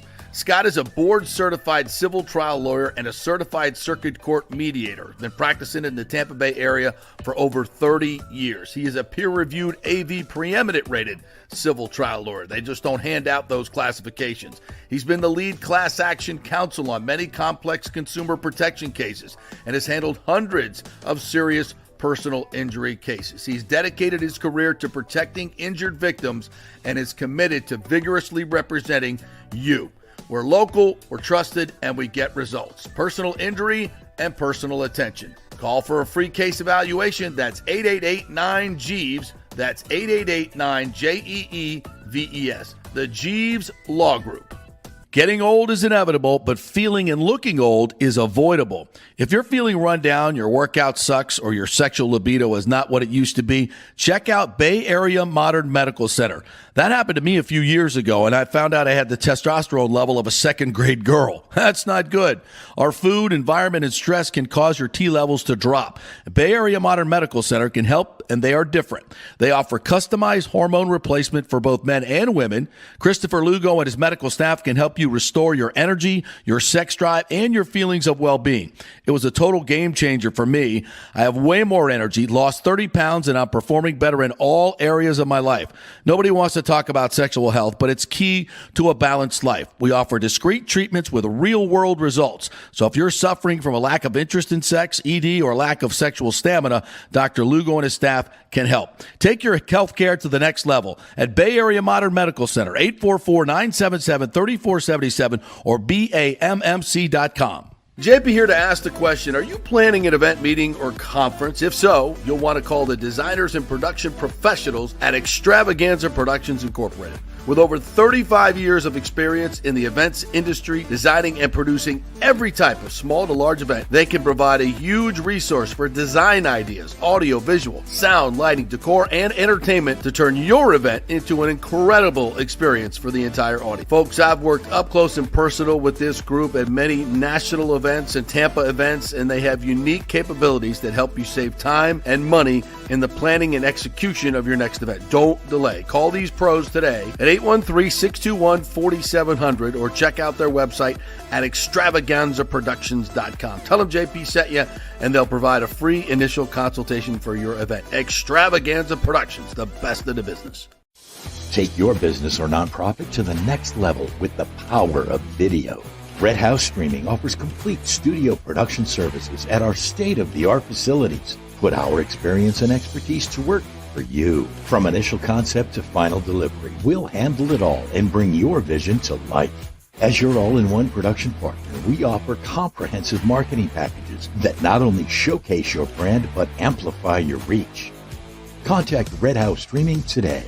Hey, if you love golf and the new Top Tracer virtual golf experiences that have taken the golf world by storm, well, you're going to love the new Top Tracer range at Rogers Park in Tampa. It combines the fun of competing virtually on the world's greatest courses like Pebble Beach or St. Andrews with an outdoor range experience to track your ball, not just hitting it to that net. I love it. They have great brand new spacious covered bays, huge fans blowing down. It's very enjoyable even when it's hot. So grab your golf buddies. Great price, $25 an hour up to $45 at peak times. Balls are included, and you can also play the new short course for just $9. It's all at rogersparkgolf.net. To reserve a bay, go to rogersparkgolf.net. I'll see you there. Let's go. Right now, back to the show on FanStream Sports. All right, welcome back to Bucks Camp here. We are live as we've been all week, sweating out here, schwitzing out here. Brought to you by the great folks at Bay Area Modern Medical Center and the Jeeves Law Group, JEEVES lawgroup.com. Matty Matera from the Pewter Report is here with his nice logoed shirt. That's right. Looking beautiful, my friend. Thank you very much. Coming in official. First time we've done this in person. Yes, We're usually very on the nice. stream. So. Yeah, very nice.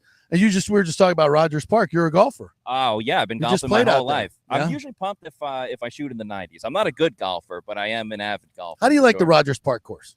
I am a fan of it. What I like most about it is the front nine, in my opinion, it's pretty long. It's pretty deep, but it sets you up for a solid back nine because it's a little bit shorter.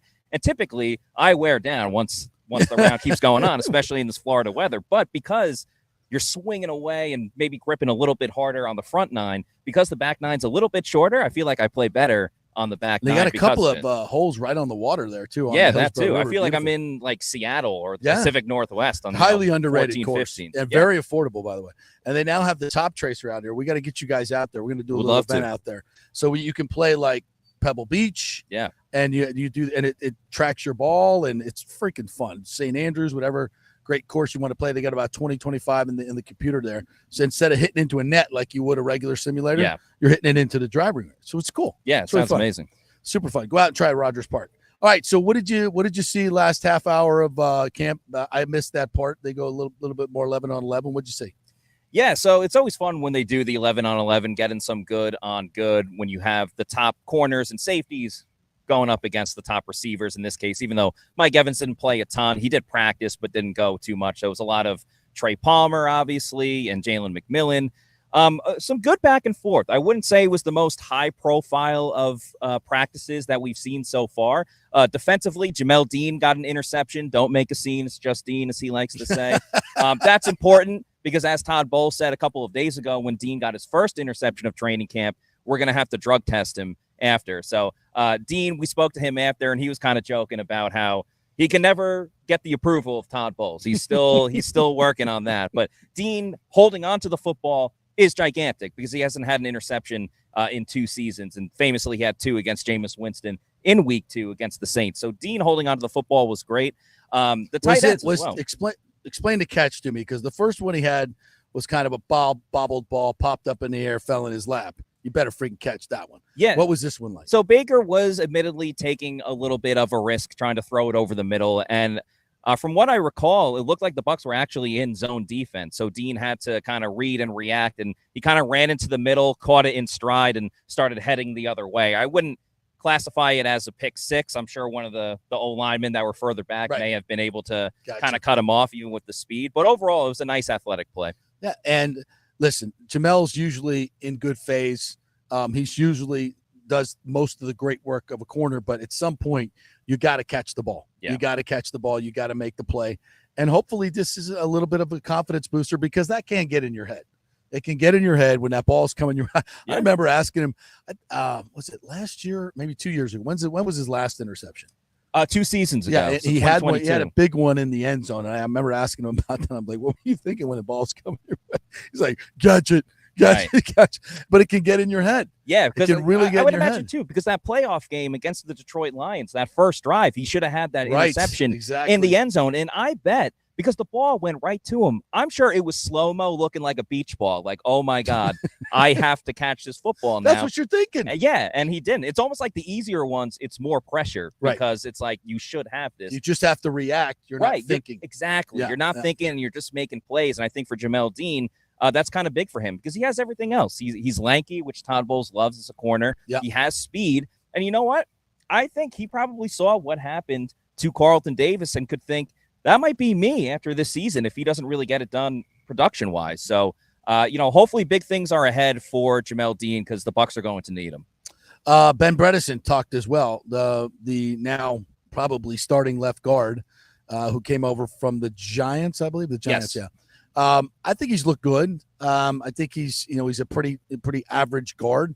We've had below average play there for the most part, so it could be a step up. Tell me a little bit about what he had to say. Yeah, so as far as his play goes, there's been nothing egregious that I've seen, which is good, really, from either the offense or defense, just in terms of, you don't want to see sloppy plays. If interception like Jamel Dean, you want it to be like a good athletic play, not just, Baker threw it up and it was a can of corn. Right. So for Bredesen, I think that's certainly been the case as an offensive lineman.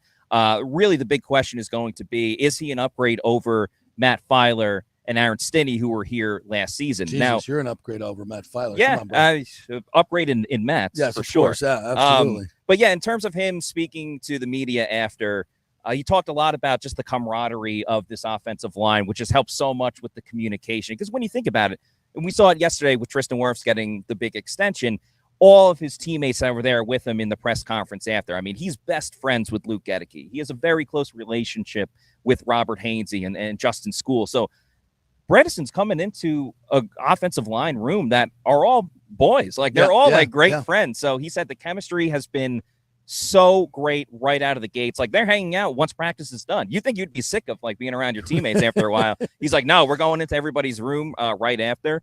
He also said he's a huge fan of this offense. And sure, he even said what I really like. He said, this isn't the company line. I actually really like the offense that we're running. Because, sometimes the players are just going to, no one's going to go out there and say, this offense is terrible and I can't wait to get traded or like whatever it is. But yeah, I mean, Mr. Devin White. Yeah, good point. So I think he's fitting in really well. He's talked about how much Tristan Wirfs, having him next to him on the offensive line is a huge benefit, as it would be to anybody. So he's got a good head on his shoulders and steady as they go, Elijah Klein, I'm watching him in one-on-ones and watching his feet. I like him. He's a big kid. He seems to be a really good technician. He's quick off the ball. Yeah.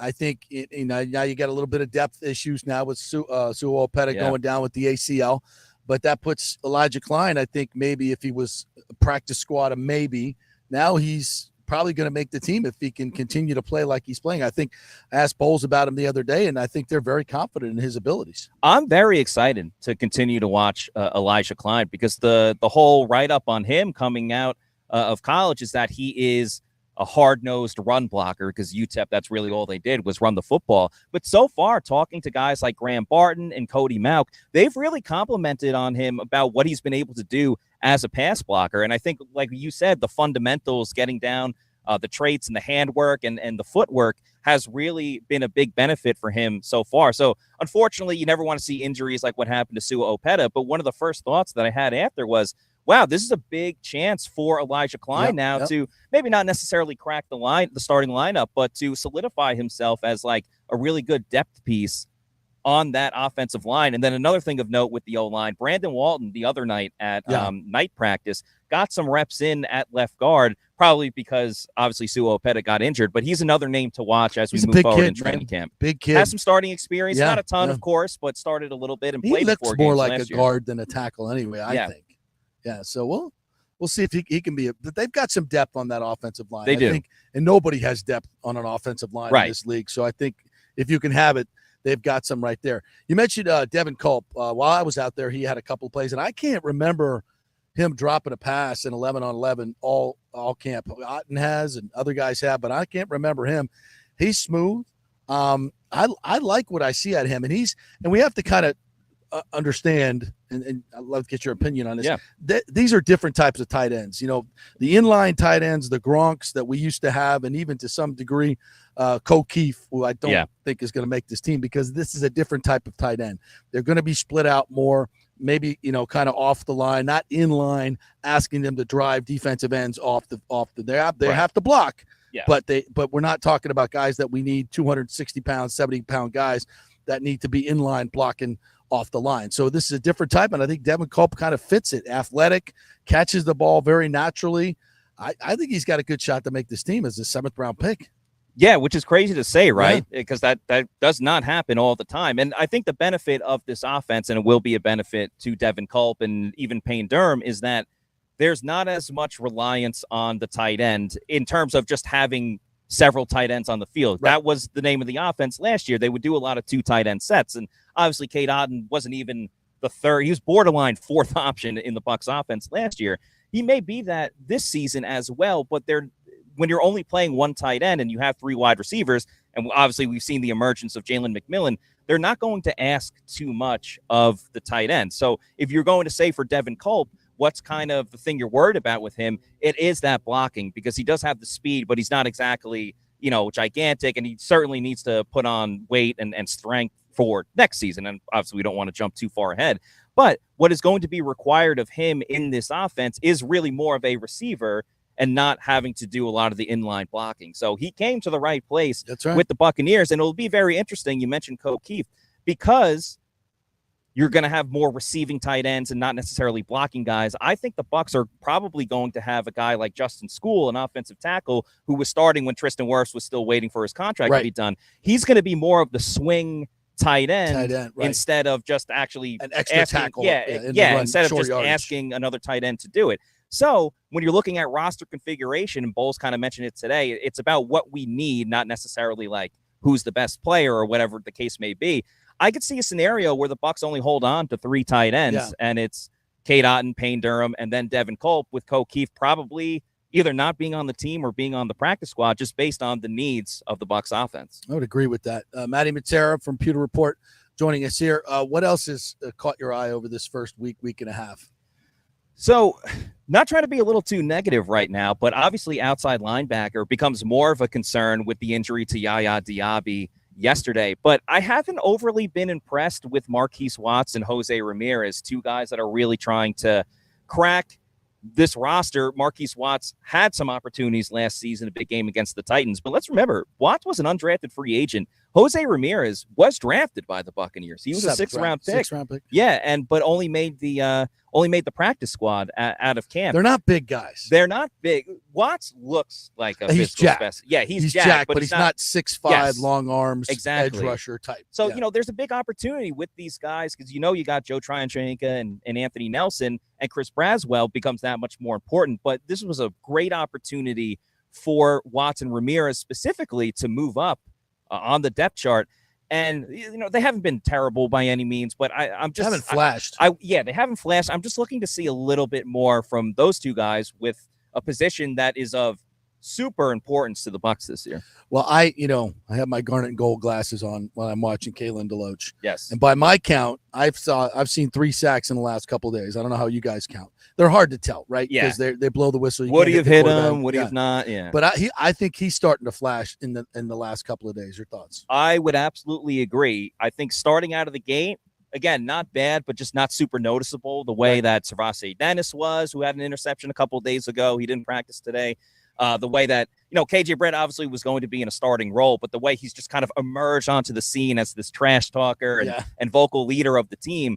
But Kalen DeLoach, the last couple of days, has really turned it on. He had several sacks in yesterday's practice. He recovered a fumble in the night practice. He got some works with the twos and a couple of starters here and there in today's practice. Levante David spoke glowingly of him after practice today when we spoke to Levante David. So the arrows are pointing up. Every single special teams. Yeah. And I don't know if you watched a little bit of the Hall of Fame game last night. I know you guys mentioned it a little bit. The kickoff. Watching Simone Biles, bro. Right. Yeah, of course. I'm just saying, for those that did watch some of the game last night, the kickoff is going to be a fun and a big factor for sure, because you make one or two guys miss and bam, you're off to the house. So you need guys that are going to be able to have speed, obviously, and tackle, and Kalen DeLoach certainly has it. Who do you think wins the return job? We saw Bucky take one to the house at the night practice.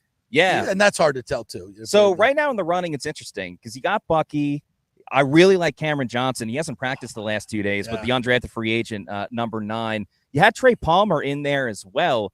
Based on how the formation is lined up, Bucky Irving makes sense because he's going to read it like a running back, like he is. Jalen McMillan, I think is kind of out of it now because he's just established himself as wide receiver 3. You don't want him in that role. So I would say Bucky Irving, probably followed by Trey Palmer, because Trey Palmer has a more legit shot to make this team. But don't rule out Cameron Johnson either. I really like what he brings. He was playing in the night practice. Yes. He was making play after play after play.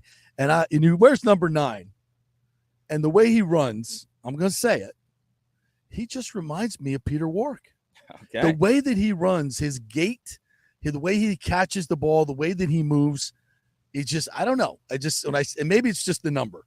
He's special. I hate to break it to you, though, but if he makes the team, he's going to have to change his number because Joe Tryanchenko is also number 9. So don't fall in love too much with the number. But 9. I like what I'm seeing. Yeah, he's very shifty. Is there any room for him? I think there is. The Bucs probably would have to keep 6 wide receivers in this case, but I think there's room for him. In most cases, yes, he's fast, but the NFL, it's a league full of speed 4-3 guys. Yeah. But the way he's so shifty and he's able to make defenders miss, in most cases, his size would hurt him on any other team with the wide receiver room. But the Bucs already got the height with Mike Evans, Chris Godwin, Jalen McMillan now, that it's almost an advantage, the fact that he brings something completely different to this offense compared to what they already have. So if you look at the depth chart, you obviously got Mike Chris, Jalen McMillan, Trey Palmer, Rakim Jarrett and Sterling Shepard are the two guys kind of fighting for that 5th spot. But if they were going to keep it 6 wide receiver, it makes so much more sense. Let's just say hypothetically Jarrett gets that 5th spot. If they're keeping a 6 wide receiver, it makes a ton more sense for the Bucs to put Cameron Johnson on the active roster and have Sterling Shepard as a practice squad guy versus the other way around of Shepard on the active roster, when many teams may pluck Cameron Johnson if he's on that practice squad, where they might not do it as much with Sterling Shepard. Yeah, I agree, because if they wanted Sterling Shepard, they could have had him. Exactly. So, but Cam's a little different. He's flashed.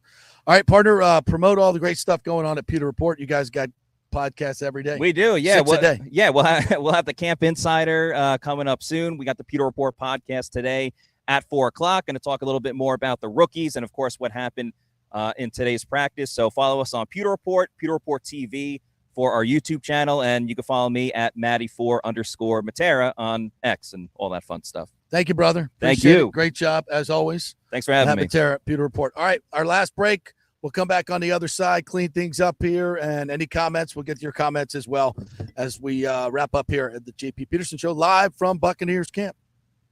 JP here to ask the question, are you planning an event, meeting, or conference? If so, you'll want to call the designers and production professionals at Extravaganza Productions Incorporated. With over 35 years of experience in the events industry, designing and producing every type of small to large event, they can provide a huge resource for design ideas, audio, visual, sound, lighting, decor, and entertainment to turn your event into an incredible experience for the entire audience. Folks, I've worked up close and personal with this group at many national events and Tampa events, and they have unique capabilities that help you save time and money in the planning and execution of your next event. Don't delay. Call these pros today at 813-621-4700 or check out their website at extravaganzaproductions.com. Tell them JP sent you, and they'll provide a free initial consultation for your event. Extravaganza Productions, the best in the business. Getting old is inevitable, but feeling and looking old is avoidable. If you're feeling run down, your workout sucks, or your sexual libido is not what it used to be,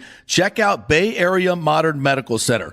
That happened to me a few years ago, and I found out I had the testosterone level of a second-grade girl. That's not good. Our food, environment, and stress can cause your T levels to drop. Bay Area Modern Medical Center can help, and they are different. They offer customized hormone replacement for both men and women. Christopher Lugo and his medical staff can help you restore your energy, your sex drive, and your feelings of well-being. It was a total game changer for me. I have way more energy, lost 30 pounds, and I'm performing better in all areas of my life. Nobody wants to talk about sexual health, but it's key to a balanced life. We offer discrete treatments with real-world results. So if you're suffering from a lack of interest in sex, ED, or lack of sexual stamina, Dr. Lugo and his staff can help. Take your health care to the next level at Bay Area Modern Medical Center, 844-977-3477 or BAMMC.com. JP here for the Jeeves Law Group and my man, Scott Jeeves. If you're going to hire an attorney, do you want some guy looking for a quick settlement and a quick buck, or do you want an attorney with some chops? Scott is a board-certified civil trial lawyer and a certified circuit court mediator. Been practicing in the Tampa Bay area for over 30 years. He is a peer-reviewed AV preeminent-rated civil trial lawyer. They just don't hand out those classifications. He's been the lead class action counsel on many complex consumer protection cases and has handled hundreds of serious personal injury cases. He's dedicated his career to protecting injured victims and is committed to vigorously representing you.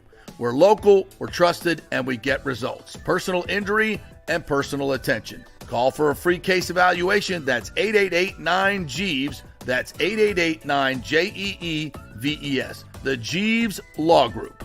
JP here for Third Generation AC and Plumbing. And Third Generation really says it all, folks. The owner, my friend John Rodriguez, has been in the AC and plumbing business since 1995. They built their business on honest assessments and doing great work on time for a great price. Simple, right? Did you know many AC techs are incentivized on big commissions to sell new AC units, and you might just need a drain cleared? So if you want someone you can trust, that's John Rodriguez in Third Generation Services. Check out the 5-star Google reviews. If you have a plumbing or AC emergency, call 813-961-8024 and a human will answer the phone. That's 813-961-8024 or go to thirdgenerationplumbing.com. Let's go. Right now, back to the show on FanStream Sports. All right, welcome back to the JP Peterson Show here as we wrap things up on a Friday here. A couple weeks into training camp, and for the Buccaneers, it's been incredibly successful.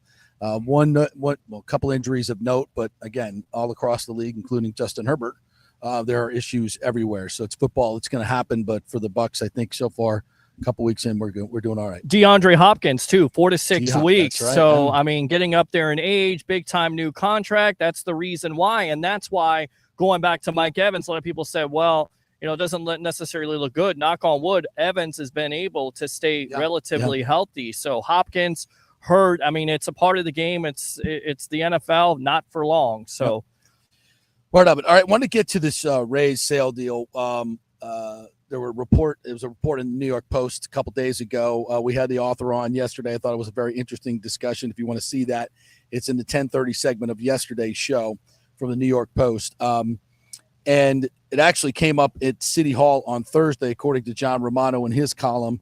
He said it even showed up at City Hall on Thursday when Councilmember Lisette Henowitz asked if anyone in St. Pete's administration had talked to the Rays about the report of the proposed sale. Questions that we were asking yesterday. So thank you, Lisette, for asking those questions that need to be asked in a $2.4 billion public expenditure. Romano continues, it was a legitimate inquiry considering St. Pete and Pinellas County have committed $600 million towards the construction of the stadium at the historic gas plant site. It's way more than that. Interest and everything else. The Rays later told city officials that there were no sale conversations. Of course not.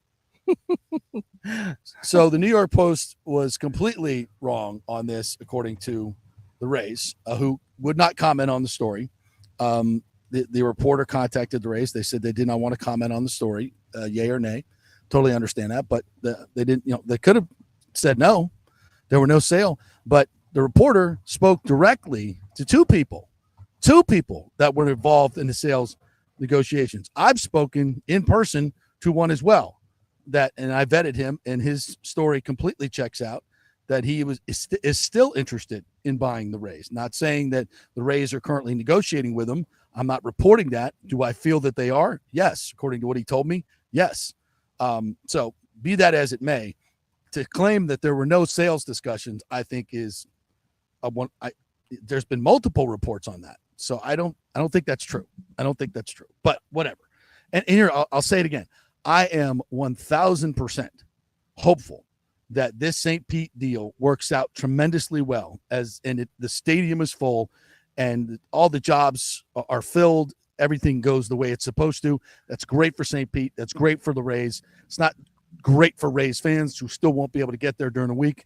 Whatever. That ship has sailed. If it's never going to happen in Tampa, so be it.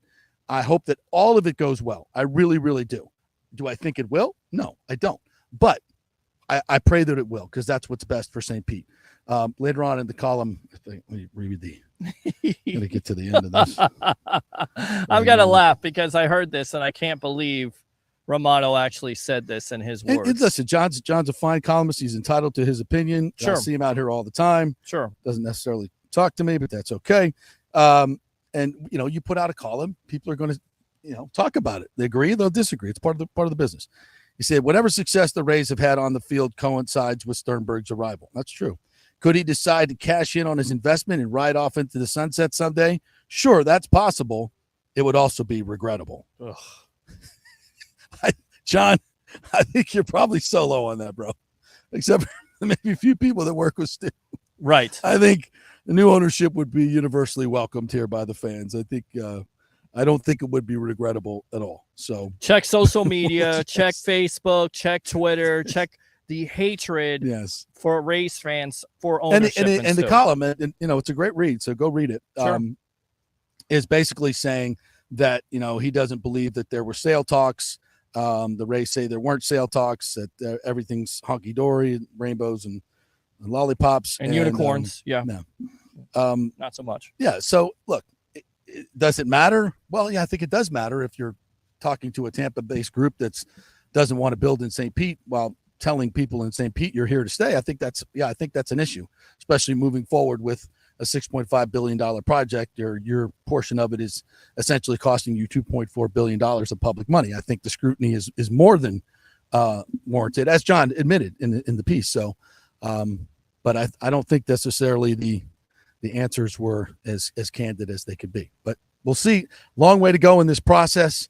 And again, I hope it works out tremendously well for St. Petersburg. And I hope it works out for the Rays. Although I did hear that already Brian Auld said, when asked about spending more money on the team, we now have a $700 million mortgage.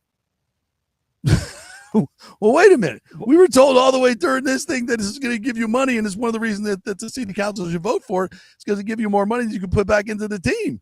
That was the talking point. And now I don't think they ever mentioned having a $700 mortgage will affect their ability to put the money back into the team, which is really, I don't care at this point. Like I thought you were putting this is the whole idea. The whole excuse through this whole friggin' stadium debacle. That's exactly what it is the last 10 to 15 years for Rays fans was they get a new stadium, they spend more money, and now it's going to. Let's hope they do. Let's hope they do. Let's hope. Calm down. Yeah. Let's hope they do. Yeah. Everything's going to be fine, and they're going to spend tons of money. They're going to fill the place. Everything's going to be wonderful. Everything. I hope it all does. Yeah. I really, really do. Stu's the greatest owner of all time. Yep. The Rays are Yep. the greatest people of all time. They're the smartest people in Go the room Rays. because they won so many Go world Rays. championships. Go. So many. So many. I mean, the championships are just going to stack up here the next 10 to 15 years. Listen, they've won a lot of regular season games under Stu Sternberg. Right. They've been very competitive in the regular season. But as John Smoltz has said on this show many, many times, you got to, they haven't figured out the postseason. You got to pay for players and big-time players, big-time pitchers, big-time hitters who perform in the postseason. And at this point, Stu has never shown the ability or even the want to do that. Yeah. And you can talk about Wander Franco's contract and all these other contracts that were supposed to be paid. Look at that. When these guys, when the big number comes up, they get shipped out. And that's the way it is if you're a Rays fan. Sure. So we're going to talk about the Bucks. That pay their players, Tristen Wirfs. Yes. And the Lightning. Mike Evans and Baker We'd love for the Mayfield. Rays to join the party. Yes, we would it love would for the be Rays nice. to join the party. So let's hope it's not about their $700 million mortgage now, which, by the way, is going to be mostly paid by the huge windfall they'll make on the real estate and, of course, the $400 to $500 million in naming rights that they get to keep. So if you're already crying poor, man, I got no time for it. It's all and his I don't team think does. the fans do either. It's all his team does. All right. is crap victim. Thank you guys for watching. We appreciate you guys so much. Peter, great job out here the last couple of days to get everything up and running here. Thank you. I'll be back here tomorrow on social media. We won't have a show, but I'll be back here for tomorrow's practice, giving you all updates as well. I'll have a little video for post-practice as well, so check out that. Have a great weekend, everybody. We'll talk to you on Monday.